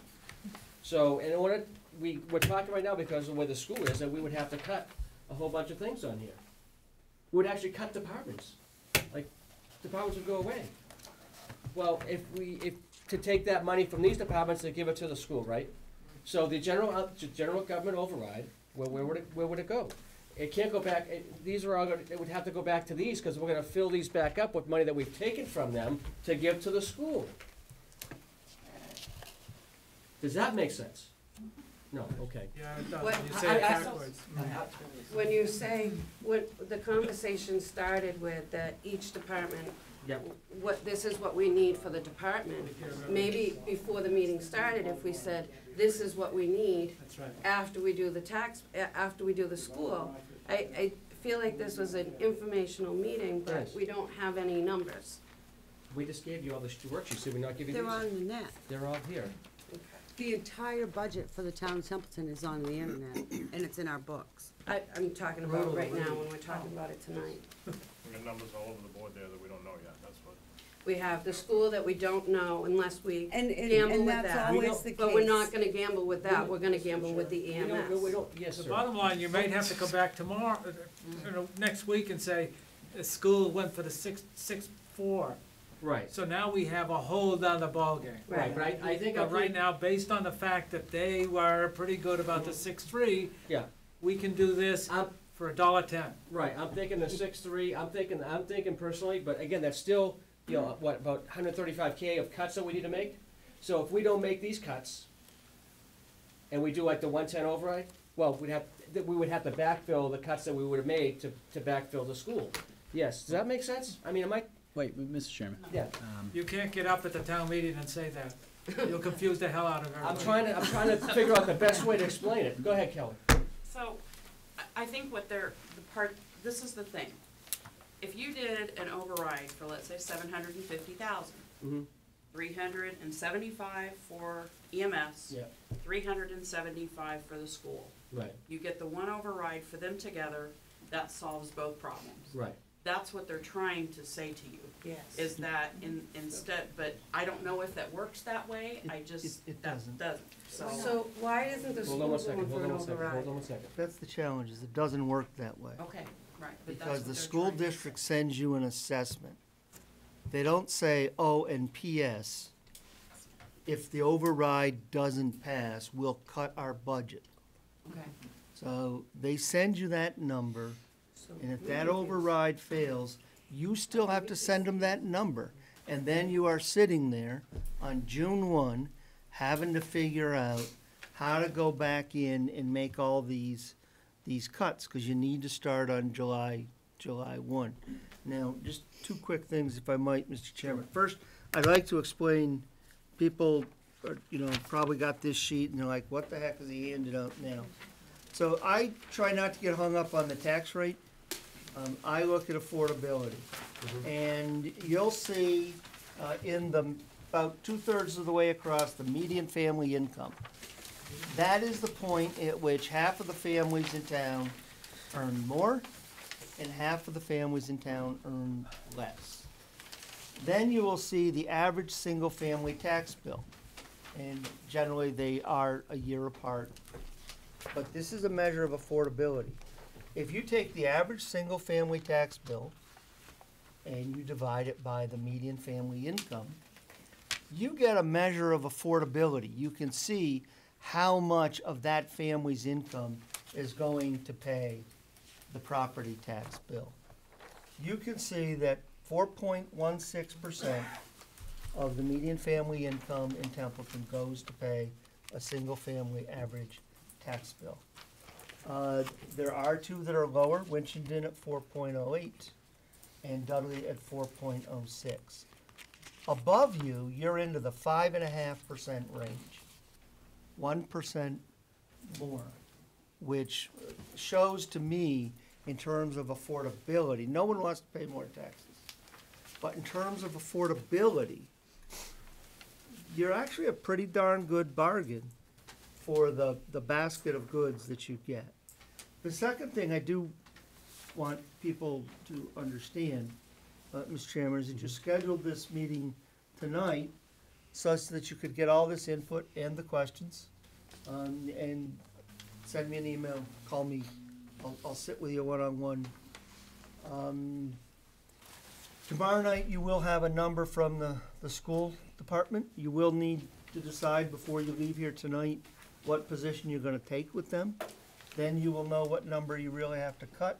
But Monday night will be decision time for the board, because it is the last time for you to put a ballot question or ballot questions on the ballot Monday night. Liz, you're up. Yeah, I think her approach, the suggestion of having one override that says, if this override passes, X amount will be set aside for the school, X amount will be set aside for ALS or the town, or however else you want to phrase it, that makes it quite clear. Because at the end of the day, it is a town. Yes, there are departments that sit on the town side. You could look at the school system and say it's one hell of a department, right? But at the end of the day, it's one budget for the entire town. So why don't we do it that way? I think it's an awesome idea. Mr. Chairman? Yes, go ahead. So I want to just say that when these budgets were formed, they were under the assumptions that we weren't going to have the Monty Tech increase. We budgeted so much for Monty Tech. We budgeted so much for Narragansett Regional School District. So to your question is why are we put ALS service up on the chopping block to begin with, was because we had the assumption that that was the amount of money that we really needed to keep this budget going. As the assessments increased, we now realize that there is a need to go for a bigger override. However, the caveat to that is, what do we put on that chopping block if that override fails? And that is the risk you run when you go for a general fund override by putting out all these things, where ALS, it's very clear that ALS service will be gone if we do not approve that. Which, when you say that to somebody, it's a pretty black and white answer. Yes, we need that service. But when you start to look at, with the Templeton assessment, the Narragansett Regional School District assessment for Templeton, we still have to make up that amount of money. So if we go for this override for the $1.10, I forget what the figure was, I wasn't here, I apologize, I was at the Firefighters Association meeting. But if we do go for that, we still have what is on the chopping block if that doesn't go, which comes to the select board. Do we say no to the school district that we won't pay it. And if we say that to them, we run the risk of going even further, and we would have to stop these services, Carter, I believe, until we have that resolved, You need to correct? start retrenching July 1 because you don't have And enough then running room otherwise. Second off, if we put up these other things here, we would have to go without those if that override does not pass. Now, the next topic I want to talk about with the override itself. Everybody in here is in the consensus that we need these services. Everybody in this room is in the consensus that we need this Prop 2.5 override. However, there is another 4,000 people in this community that can vote. And as we know in Templeton, sometimes rationale goes out the window when something seems very black and white. And when you start to sprinkle all this stuff in there and the message gets lost, we run the risk of having this fail. And we lose the ALS services. We run the risk of going into the next budget season without vital services. So I think that's the hard question we have to answer is, if we go for this, how much effort do we put into promoting this Prop 2.5 override? And we also need to answer what our stance is that is up on the block. Yeah, I will, I think what Liz pointed out is an excellent idea, that we need to do it. We need to say how it's gonna broke up, but we also have to say, if it fails, this is the result. And it has to be clear, if we don't get this, these are the things we're gonna lose because of it. So, if it's well presented and it's, very clear, not, 30 great big numbers, very clear, very concise, this is what we need. If we don't have it, this is what we'll lose. And, that's. So we still need to make that That's the only determination. way for success. And what is at stake? Because you can't just say there's $4,000 at stake. You have to put some hard facts and numbers behind that, which is the unfortunate reality. This, and this. Well, we're talking bodies, we're talking about shutting down services, and I think when you start to get behind those numbers, yes, we need that $400,000, but we also need to show what's at stake. $400,000 doesn't mean anything to anybody who's paying taxes, but you start to put bodies and buildings and departments behind that, it starts to make sense. So I think that's what we need to do, is if that is what we should do, is go for this general fund override, we need to start carving out what's gonna be on that block to chop. Or do we just say no to the department, no to the Narragansett Regional School District? I think that's a decision we have to make as a board. Yeah, we have to make that tonight before going tomorrow. You were first in the back. Am I understanding correctly that if you go for an override for EMS, that every year from there on out, that amount has to go directly to EMS and cannot be used? Right. It just goes back into the fund. So again, we're using them as a pawn to increase it. And it shouldn't be the one department that gets screwed out of it. It should be that, if I can't feed my kids, I'm not picking one of them not to feed. They're both gonna get a little. And this is, we are a town, and I just can't see how all of the problems came on EMS. No, it's not all on EMS, and obviously the beginning of the meeting, you saw that, Council on Aging, to cut them was on the chopping block. What else was on? The library was cutting. Was on the chopping block. No, it still is. It still is. And I'm not. It still I is. think that Library's they're the great. chopping block, COA's the chopping block. What else was on that list? I had, Police officer. Right, and not a There's at single least one cut from cop. the school One- department, not a single cut from the We $22 can't million. cut We that. can't cut cut, them. we can't touch their budget. But they can go Mr. for an Chairman? override, Yes, and Mr. they Chairman. have the most Hold on one supporters. second. I would say that the most. One second. Yep.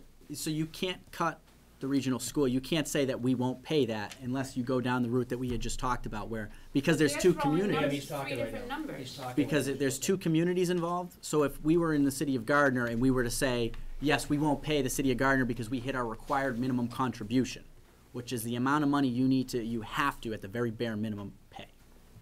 So with a school district, that kind of goes out the window. We still have to hit that number. But they determine, because there's a school committee made up by the citizens of each community, elected, that they say what the number is. Now, if they wanted to come back to us and say, well, your assessment now is $8 million, that might be a stance where we say, well, wait a second, no, we won't do that. We can't do that. And then we would go into that, where we have that joint meeting and then we go down that route. This is not an unreasonable number, not from Templeton's perspective, not from Phillipston's perspective, but from the state. If the state were to come in here and look at these numbers, they would say, well, that's a very reasonable amount to go for. Templeton, you have to pay that. That's a reality we may have to face. So we can't determine the school budget numbers. They determine it. We can challenge them, but if they're reasonable, then we have to kind of go with that number. Yes, sir, in the back. Yeah, just get a little clarification on this. You keep saying ALS, but if that vote happens to fail, that override, it's not just ALS, it's the basic service too. There'll be no ambulance service at all. Yep, that's correct. So it's not just ALS. Mhm. The second part is, have you thought of, if it did fail, where's the money gonna come from to hire another contractor to come in town to supply us with ambulance service? Not going to. Where's that money coming from? I believe that's baked into the budget, Mr. Chairman, correct? There is no baked into the budget. No? Nothing. Okay. No, you're right. You as an You're gonna have to hire individual will somebody pay to for come your in. own ambulance. You're gonna have to hire somebody to come in. Where's that money coming from? Why would you do that? You wouldn't have to, you don't hire anybody. Well, you have to. No, you don't. Go back to the old way. Woods ambulance shows up and you pay. That's right. No, doesn't work that way. That doesn't work. If Easy, you look easy, at the easy, one thing at a contract- time, one person at a time. If you look at the contract back when they started the ambulance paid service, Mhm. the contract with the state, I believe in that contract, it does state that if for any reason you lose the ambulance service, you will pay to have an ambulance service in town and you will supply them with a place to stay. I'm sure it does. So, no, I mean, that's put on us by the state being the first one to the paid service. Again, I haven't seen it personally, but I'm sure, I'll take your word for it, I'm sure it does. But unfortunately, we're still at that same tipping Right. point that we are at You now. gotta look at those aspects, so where's that money gonna come from if for some reason this fails? It's a good point. And let's not I have no let it idea, fail. to be honest with you. I have no idea. Yes, Liz? There's one other thing that hasn't been mentioned so far, is that the town, if the ALS goes away, this town still has an obligation to respond to every single That's right. emergency. Yeah, we've So mentioned that. the town still would have an expense Yep. that is no way would be covered. Yep, you're right. With no income coming back. Yes. That, Chief, and I did work through, and the general fund basic budget does contain the funds for first responder.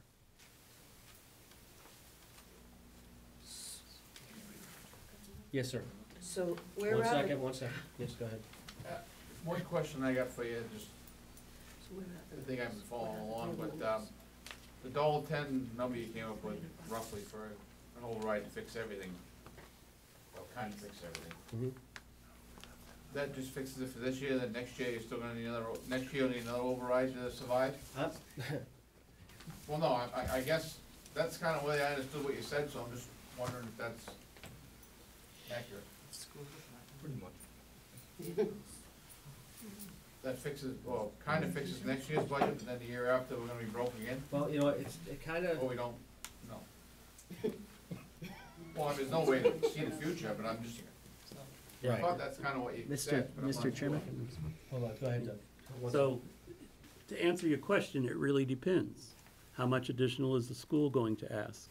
How much more are we going to have to pay in retirement? How much is insurance gonna go up?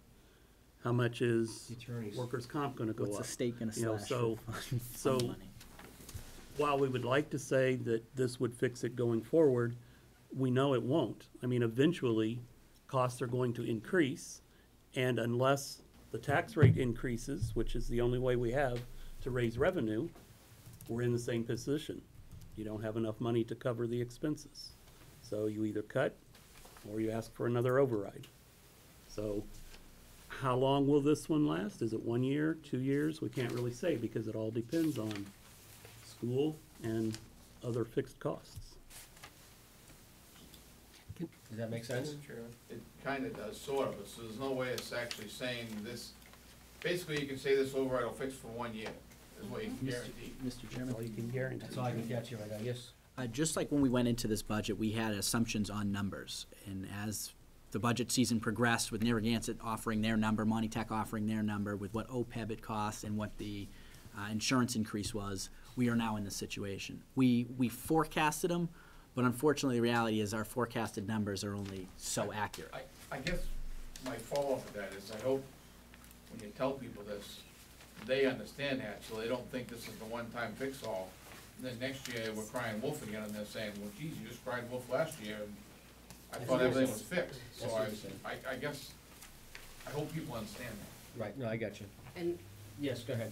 I agree with him as far as, I think that's why a good amount of taxpayers, don't go for anything.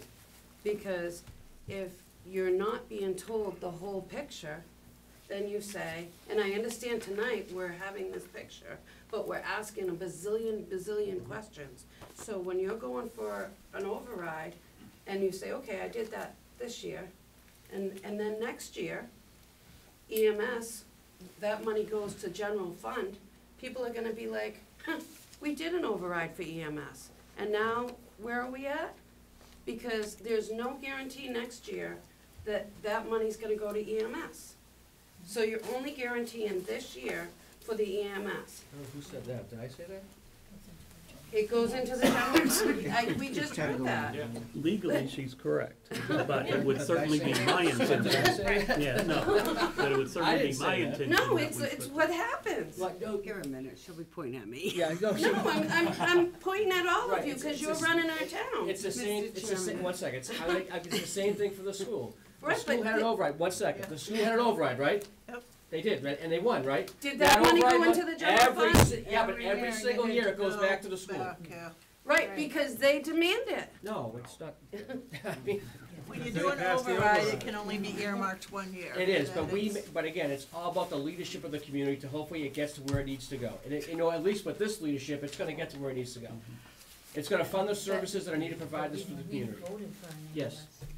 Yes, something else? We voted for it. You did, We voted for the ALS. you did, but you didn't So vote for the what you're dollars. saying is, we voted for something, and now you're gonna hold that hostage because you voted for this, Hate that but I don't like that word, but I understand what you're saying. mean, I understand what you're saying, but I don't like the word hostage, I don't like that word. Yes, go ahead. Is there any, as far as stipulations as far as the 2.5, to do like a revolving door fund for this exact reason, to protect the fund for the future?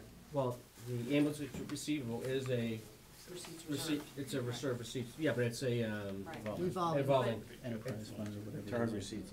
Return receipts account, thank you, I couldn't think of it. Something Hold on one that's second, yes. Okay, so the part you're missing here is, once we do this override, okay, for the ambulance, service, okay, that then establishes all 4 of the full-time people. Everything will be operational in the ambulance next year. All the receipts will go in.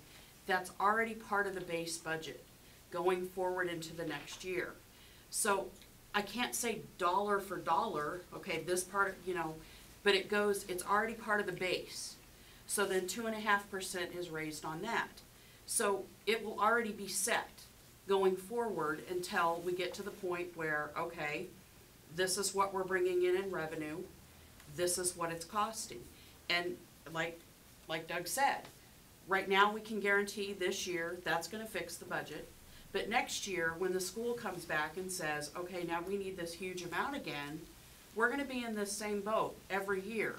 But with ambulance, this should fix it for a number of years, because the base money's already there. no, I don't believe that's correct, because that money can go into general fund, and we already have select persons that are looking to get renewed or whatnot, so we could have a different board, but next year and the year after. There's only one getting, there's Well, only one. one getting renewed, Right. but, so you guys all Hopefully, have to, I'm looking for all your you guys votes. all have to vote on keep where getting- that money's going next year.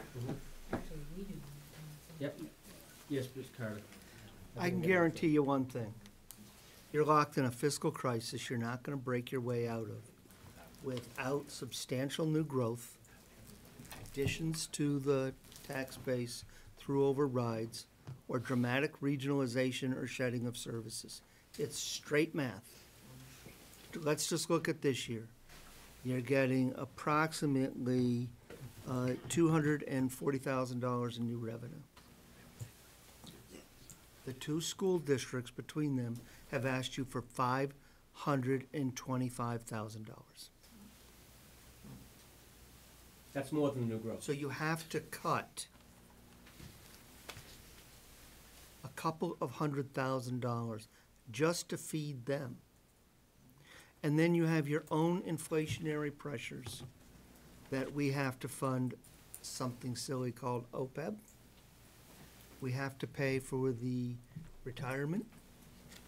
Our health insurance, as does yours, goes up at the rate of 7, 8, and 9%. We have to start paying for electricity, which is $40,000 a year. So I am very uncomfortable in telling you that if this override passes, your problem is solved for a while. Because it's not. So that's, and I want to be very honest with you about that. The second thing is the idea of going for a larger override. I've been doing this a few years now, and I have to tell you that overrides that are too large and stretch a community's appetite, their willingness to dip into their wallet, and are too woolly, that is to say they're kind of fuzzy, they're just general because we don't have enough money, tend to fail. And for those of you who, like me, are, kind of history buffs and watch Operation Market Basket, General Montgomery's assault, it's, if you go a bridge too far, which is what happened in that battle, you fail. And while it sounds great, well, we need 60 cents here, we need 50 cents here, well, let's just add it up, and we know we need it, so we'll vote for it. That becomes a strategic political decision that the select board has to struggle with between now and Monday night. Because if you go too far, and I will say there was a lot of time spent to talk about how far do we think we can get the taxpayers to stretch. It's just like a rubber band. If you stretch it too far, it'll break and you got nothing. So it's your community.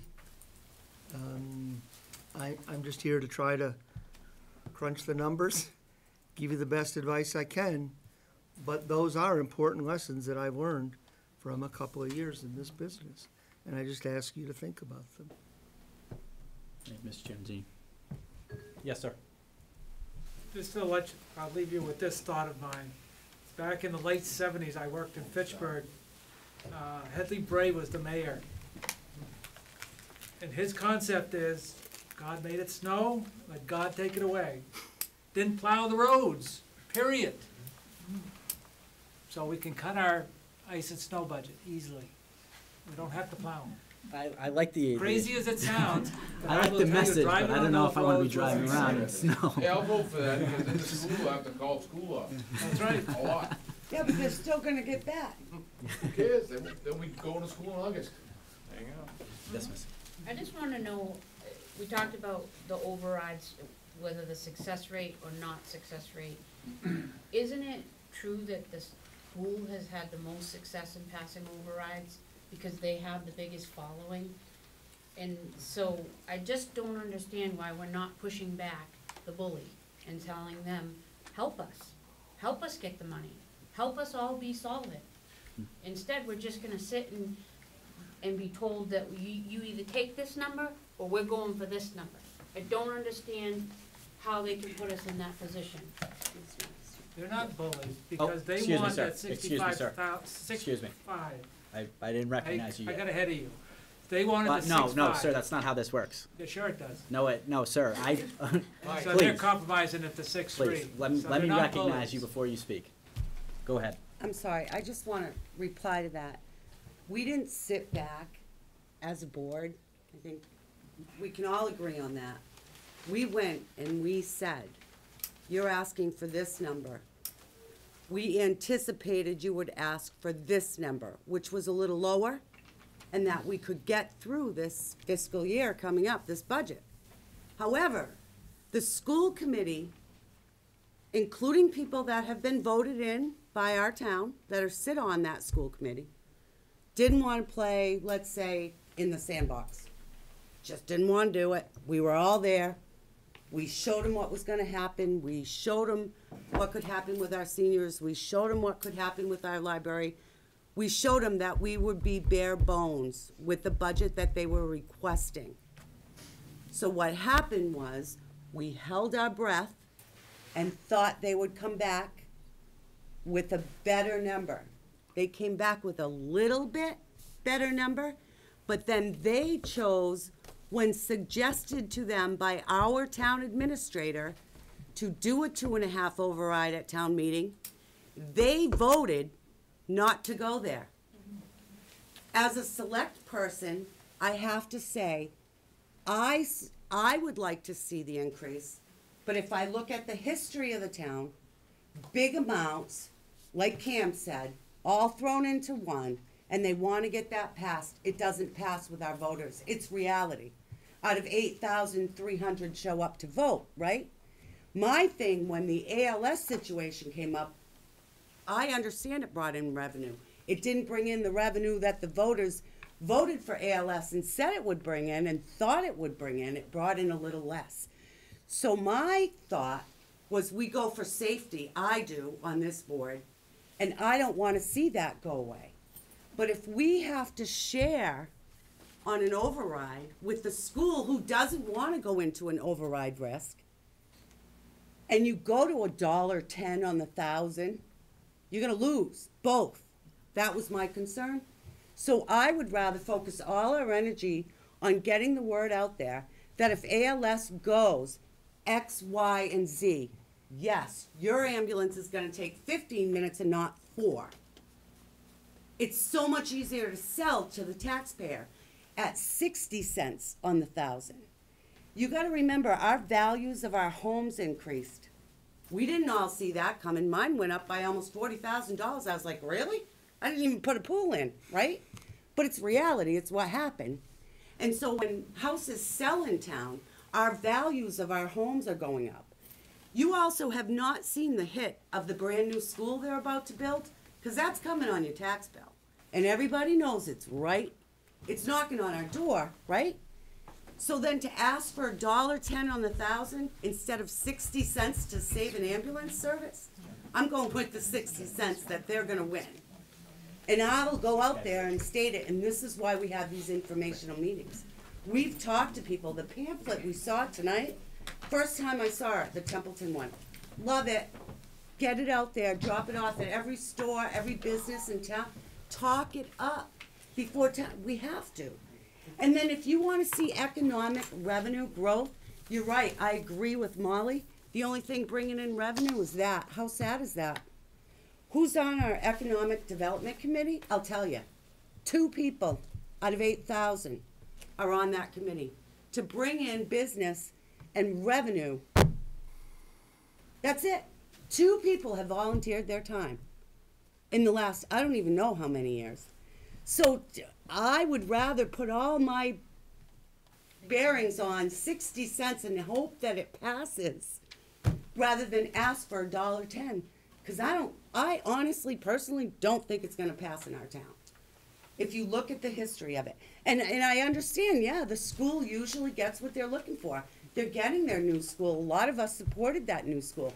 We haven't seen that pinch yet, but we all know it's coming.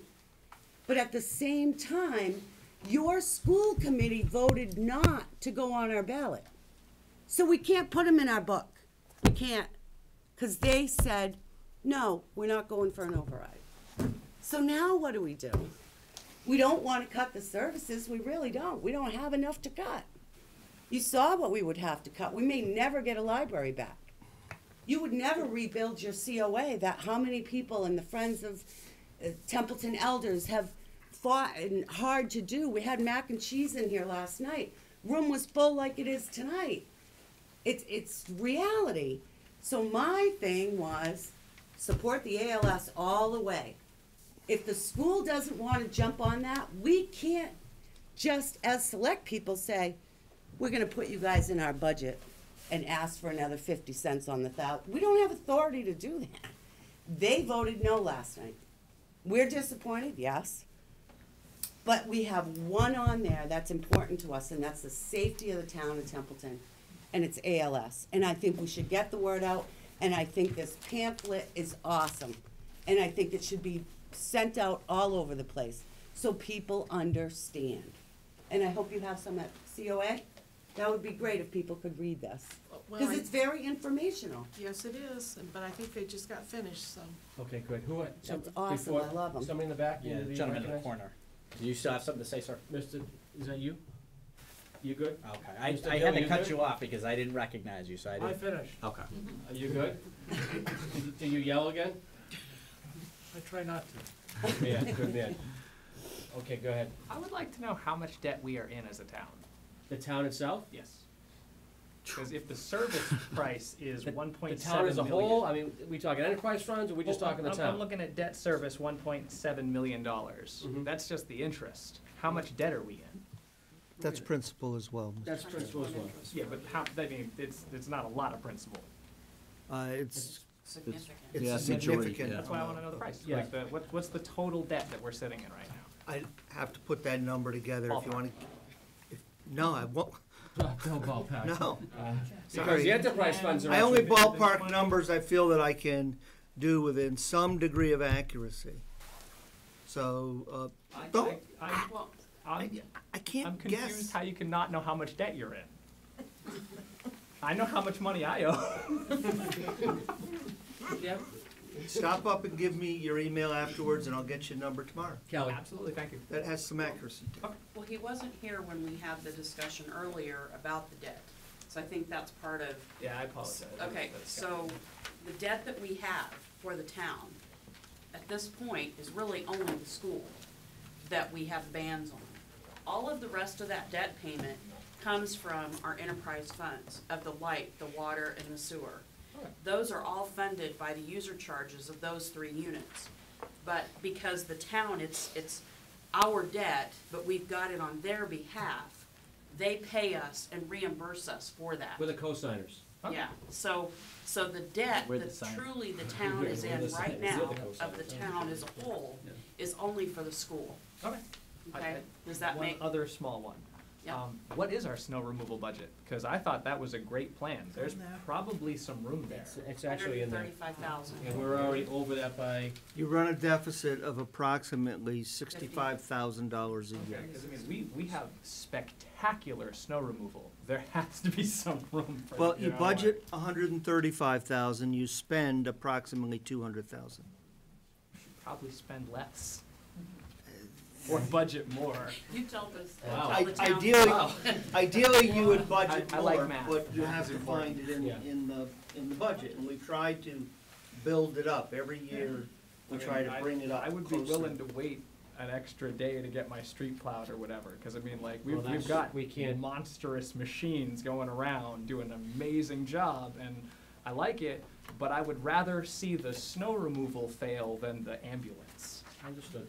Well, yeah, go ahead. No, I know.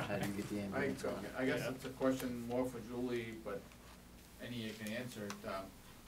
You came into the meeting tonight talking, she came into the meeting tonight looking at the ambulance. I think that might have been before this information presented. So the $1.10 figure was the ambulance, not the school, it was the council on aging and General government, police and- gotcha. So you were saying you'd rather see all that cut and keep the ambulance? Is that what you just said? What I'm trying to say is that The $1.10 figure was for the ambulance and the other that. 50 cents is what I'm agreeing with John on, is that if we went after that more money, Right. this would stay, but that other 50 cents on the 1,000 for the taxpayer is going over to our schools to Oh. take care of the numbers that we didn't realize were gonna be so Right, high. but those numbers ain't changing. You guys just said those numbers ain't changing. We so- just got these numbers last night. We just received these numbers last night. Right, so that's the number. Right. No.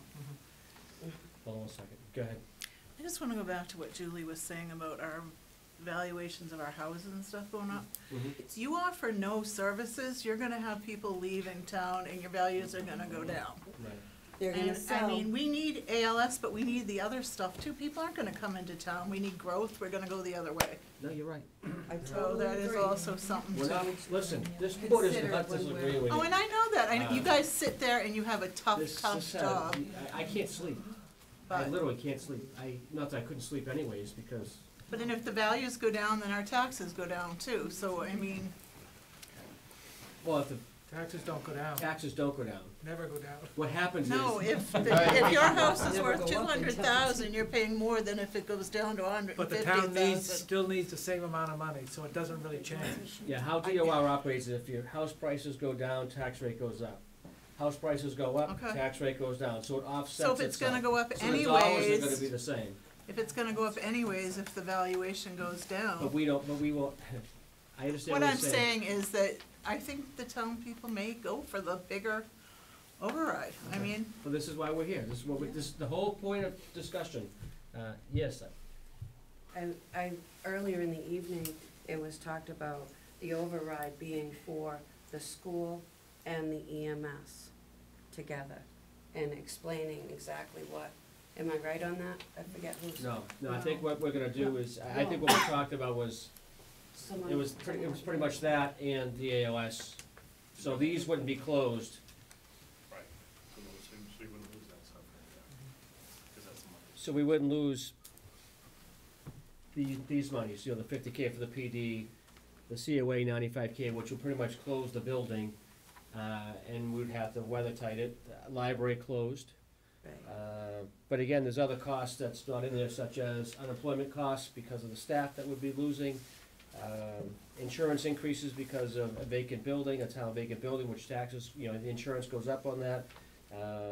So, I mean, there's some stuff that's, no, these are soft numbers, these aren't like hard numbers, so, just take it for what it's worth. But nonetheless, you'd be losing services, because again, in a community, you either increase revenue or you decrease services. Those are the only two options you have.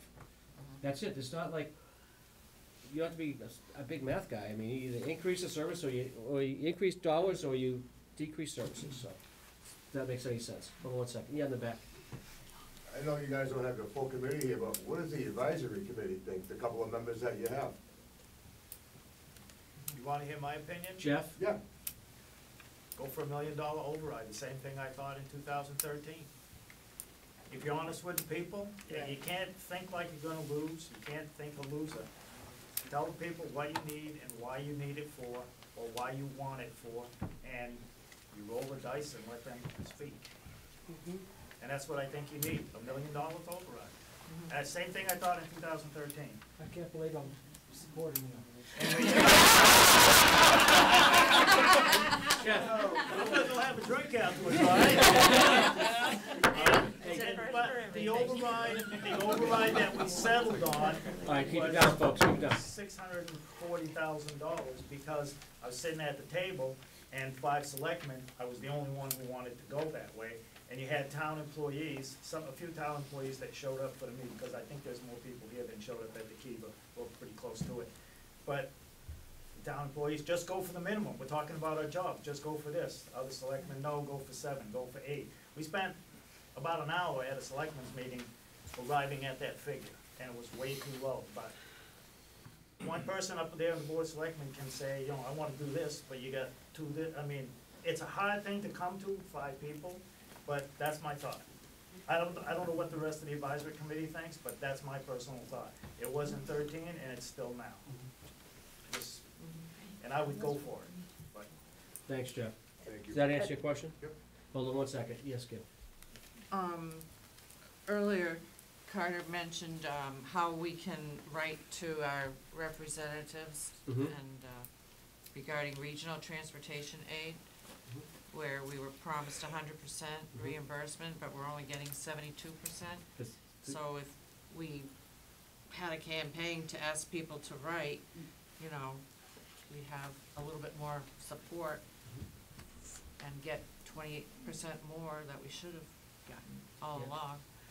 And the other thing is, we might be only in debt for the school, but we've sacrificed, over the decades, we've sacrificed all our town vehicles, and putting money aside to replace those on a regular basis.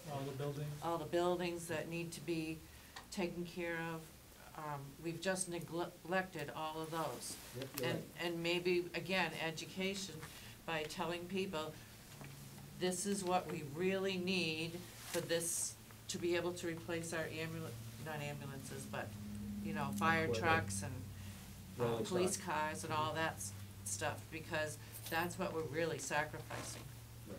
And to go back to Jeff, as he eloquently put $1 million, 'cause that's what I said as well, that's a $2 increase. No, wait a second. $6.22. No, it's It's four. about $1.50. About $1.50, yeah.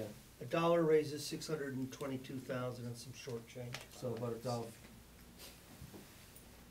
So just to put that out there, that, I mean, we're not talking like a couple cents here, we're talking, $1.50, $1.60, more $1,000.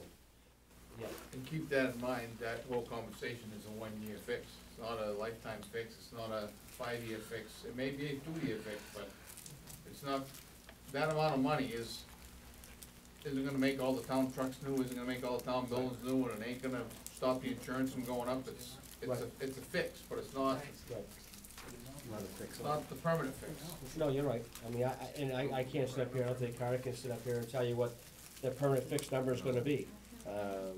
But again, we just gotta, you know, look at the numbers that we have going forward and look where we can, hopefully gain the momentum and the trust of the people, the townsfolk, to understand where we are, where we sit. This is a terrible job. I mean, this job is probably the worst job I've ever had. But it's rewarding to the fact that at least I'm hopefully gonna influx change and hopefully make things better. But looking at the numbers, I mean, it's horrifying. Because everything goes up. I mean, everything goes up, except the, you know, our salaries don't go up, but everything else goes up, you know? We don't get a salary, by the way, I'm just saying. We do this for God and country. Don't say fun. Don't say fun. Yeah, it's not fun. No, I'm really not. I'm really not. I struggle every day, just like you do, every day. I'm on a fixed income as well.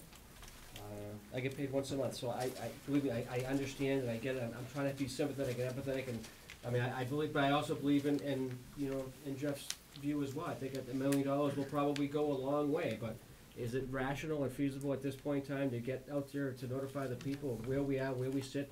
Which if they watch Channel 8, if they can see, you know, Mr. Mayo's rolling stock, if he can see the fire apparatus, I think the newest truck you got out there is what, 1984, I think, Chief?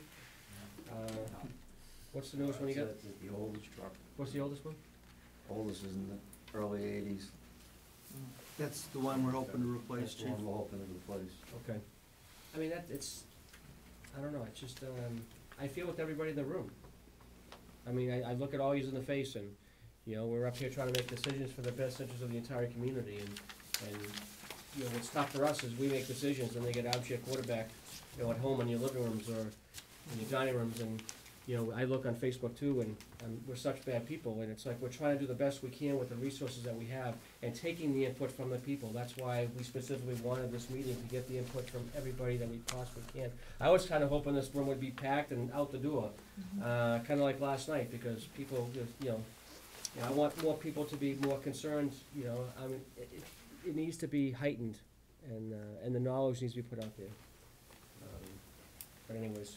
Got one more thing I'd like to say. So, just to kind of continue in this conversation, I mean, I think, you know, you hear $1 million, and you hear that that's $1.50 on the tax rate. Those are all good numbers, but you really got to put it into perspective of an individual.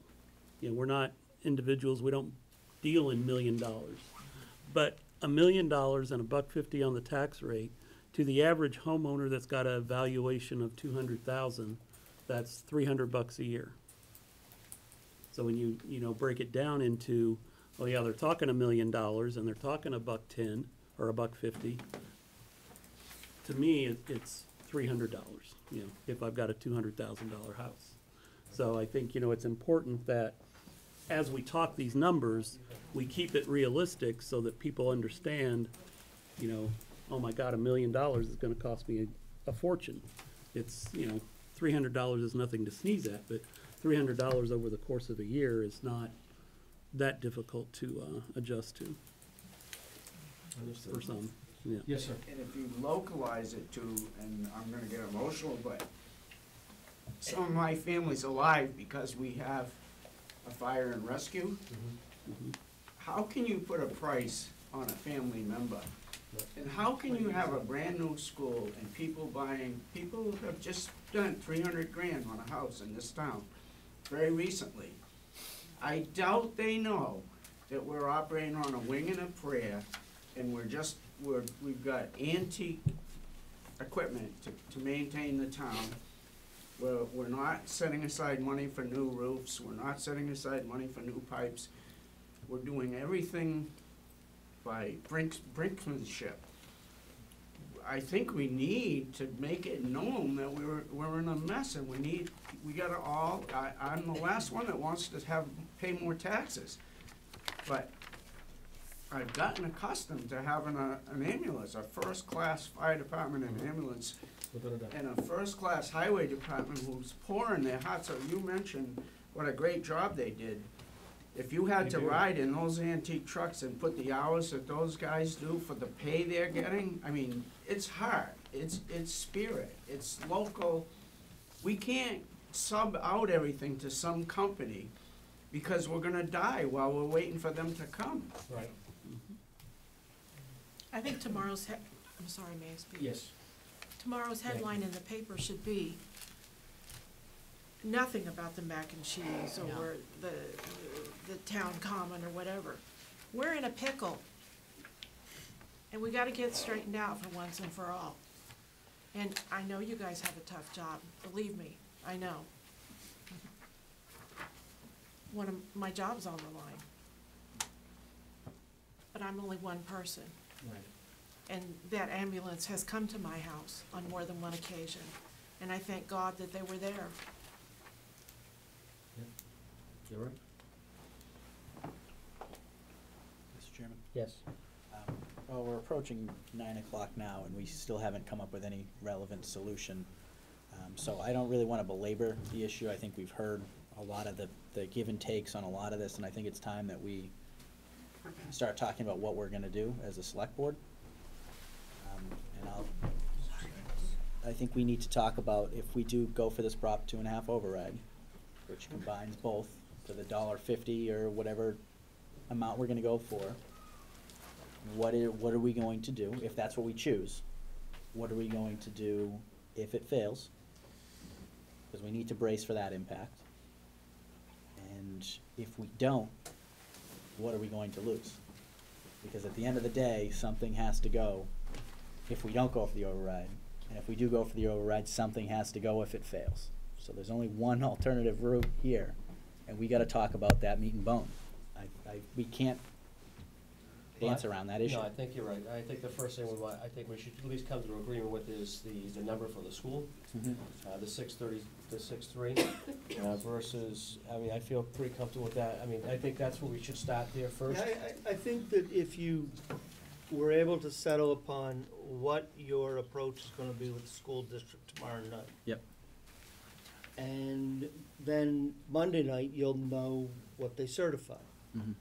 Then we will know what number has to be closed. And you will have had, by then, 4 or 5 days to reflect upon everything that's been said tonight, the merits of a larger override or a different override, the possibilities of where to make these cuts. These folks will have had a chance to talk with some of their neighbors, and, you know, they may see, if they talk with their neighbor and say $1.10, they're like, whoa. Or they may see, yeah, I'll go for that. And frankly, that's what we did to try to pick a number. I took a group of folks, both the employees and folks in town that I've come to know and trust, and I said, you know, what's the number at which somebody, you can keep a straight face and they might say, oh, that's not so bad. But I think that there's an awful lot of information that's come out tonight, and to try to go beyond setting the school number might cause you to make a decision that would be different if you had a little more time to reflect on it all. And I have a warrant issue to distribute to y'all and get an answer on tonight as well. Okay. It's just a suggestion. So if I heard that correctly, we didn't schedule that meeting for tomorrow, correct? Where it's not public, it was canceled? It's not, you can all go individually and speak, the chairman can speak on your behalf. Yep. But what you do need to do is to make a, excuse me, collective decision tonight, so that, should the chairman speak or should I speak, we know that we're speaking on behalf of the board at large. Okay. Well, my personal opinion is we make one last plea to say, hey, can you do this, and lay out all the facts that we have discussed tonight and the pain that we're gonna feel if they don't wanna play ball. And then also, I know you had said that next year would be their year to go for everything, you know, that they need. That's what we tried to lay out last night, both Dr. Casamant and I. And I would recommend that everybody in this room here that's feeling the pain, that will be feeling the pain, you know, if we don't come to some conclusion, show up tomorrow night at 6:30 in the Kiva, and you let your voices be heard. That It's at 6. Oh, it's at 6? Okay. It's at 6 o'clock in the Kiva. My apologies. But show up and let them know what we're facing, because they don't understand that in Phillipston. And I know names, but one of the primary advocates for the 6-490 is from Phillipston. And the unfortunate reality is they don't feel the pain that we feel in Templeton right now. They were struggling, trying to find in their own way a compromise last evening. So I don't wanna lose sight of that. Yep, so I just wanna say that if we go to the school, I mean, obviously attempt that last plea, but the 6-3-3-2, I mean. You comfortable with that? Yeah. Are they gonna, excuse me? Yep. Are they gonna recognize this? The chairman of the school committee is a very reasonable woman. Is it still Ray Ann? Yep. So 6-3-3-2 is good for you? 6-3-3-2? Julie? I'm comfortable with 6-2-5-5. I was hoping they were going with that number. Yeah, well, they're not. So 6-3-3-2? Yeah, Doug? gonna have to. I'm okay with that number as long as we ask for either a combined or 2 separate overrides. I don't think cutting our budget to come up with their number is in the best interest of the town as a whole. Okay. I agree with you on that, Doug. I think we're all in agreement. So with that. what I'm hearing from the Maybe we board, can Mr. change their Chairman, is that you would present an indication of support for the 6.332 million, but encouraging them to seek an override to backfill some of that. Is that what I'm hearing? Like the school to do an I override? just don't wanna lose, Or, I just don't wanna lose this potential compromise. Yeah. Overcomplicating it too much. No, I think, if I can, Mr. Chairman. Yes. I mean, I think Cam, or Julie, I'm not sure which one of you guys said it. You know, I do think we need to make the plea that, you know, we gave you plenty of advance notice that the 6.2 was the number that we could afford and still maintain the town's budget. And I think we should make that final plea that we get to the 6.2 or the 6.25. But again, if those pleas fail and they go to the 6.3 or the 6.4, then, you know, we should, you know, they should be willing to supply the override and be willing to take the cut if it doesn't pass. If we're forced to do the override, you know, so be it, but to support either of those higher numbers, there's gotta be an override on one side or the other. It would be better if it was there on their side, but again, we can't force them to do that. understood. Okay, thanks, Doug. Did you get that, Carter? I think so. Great. Can, we're gonna move on to the warrant stuff, please.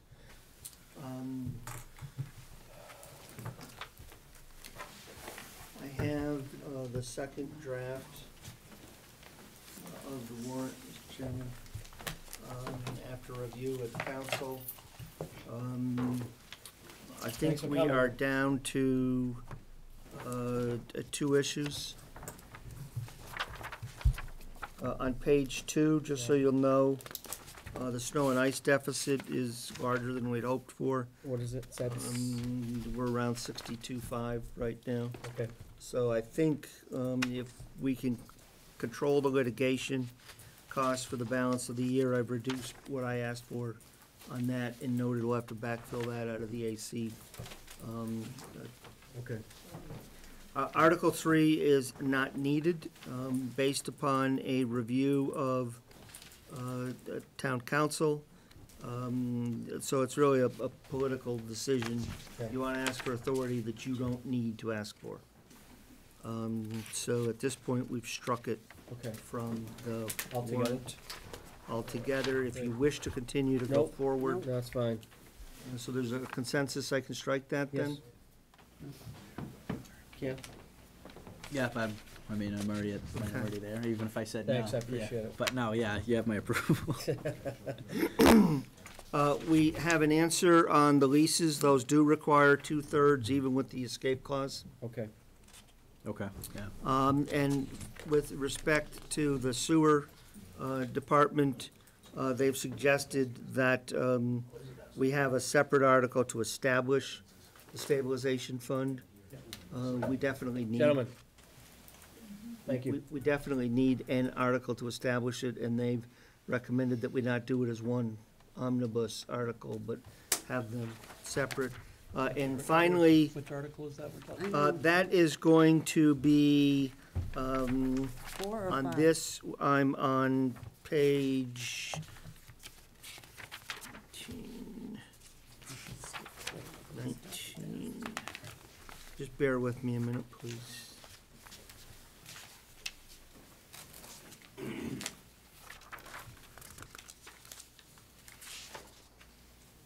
That is.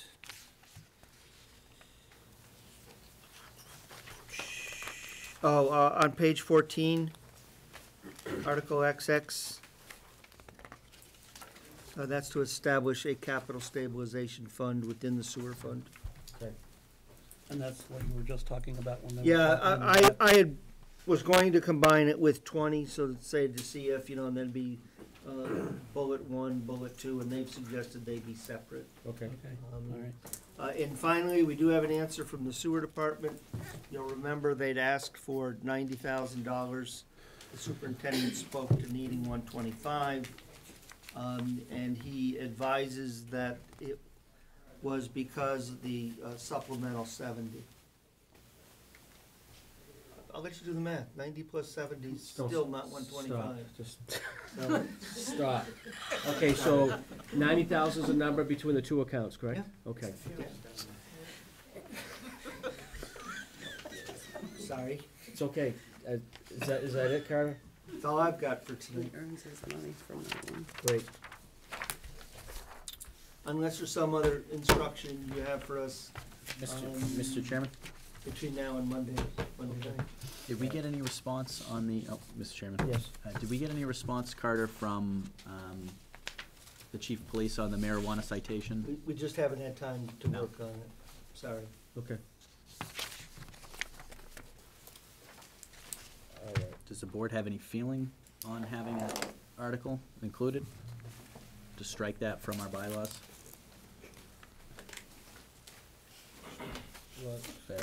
The THC law that we have in Templeton, which is, it slaps an additional $300 fine on marijuana smoked on public lands. That was put in 2011, back when they reduced it from a criminal felony down to a misdemeanor, or not even a misdemeanor, but a civil infraction, which was a $100 citation. The passing of the marijuana law is redundant in our bylaws. So the state statute actually supersedes.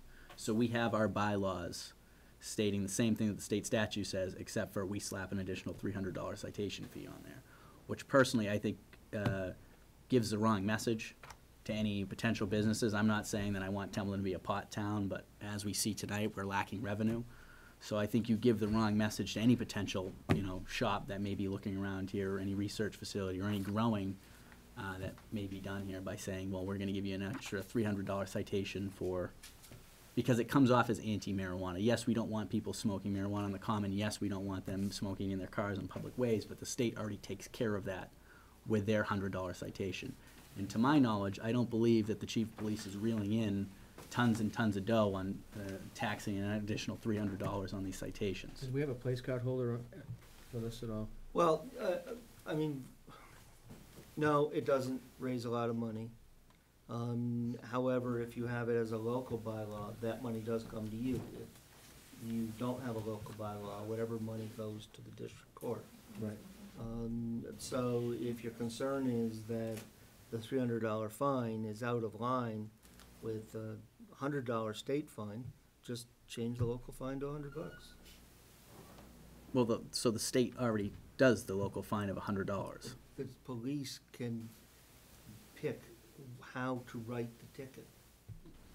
Yeah, So but- in one community, we had a ticket for speeding. Mhm. We wrote them all as a local speeding ticket. So, yeah, but We got all- speeding is not hindering business prospect, is what I'm saying. I'm saying with this law, it comes off as anti-marijuana. It's which is illegal to smoke it in public. I under understand, any statute. Mr. Gerenzini, I understand that. What I'm saying is when you look at neighboring communities that do not have any additional pot laws, they seem to be more pro-marijuana, which would allow much more invitational discussions around opening a pot shop, opening a research facility, opening up growing. When you have these additional laws, people look at it and say, I don't want to go there because Templeton has these anti-marijuana Can we laws. put this on the next agenda then? So I'm saying it's redundant with state statute. And since we don't collect the $300, then what does it matter? Just so you understand, if you want it on the warrant, it needs to be there by April 9th.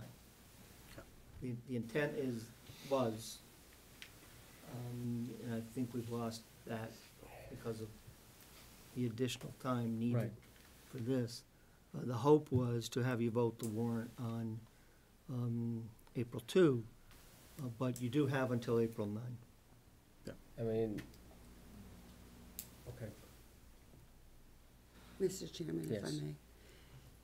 I understand what he's trying to say is that if, in case business wants to come into the town, but I can say that I drive through Gardner, every day, Gardner Center, and they like popped up on every other corner of Gardner. That's because they allowed it as a board. I'm not sure I would be impressed with that all over our communities, but I'm not anti anything. I'm just thinking they're like everywhere. Okay. In Gardner, No. so I understand what you're saying, but I don't know. Mr. Chairman. Yes. So I believe we have to approve any opening of a pot shop due to state statute.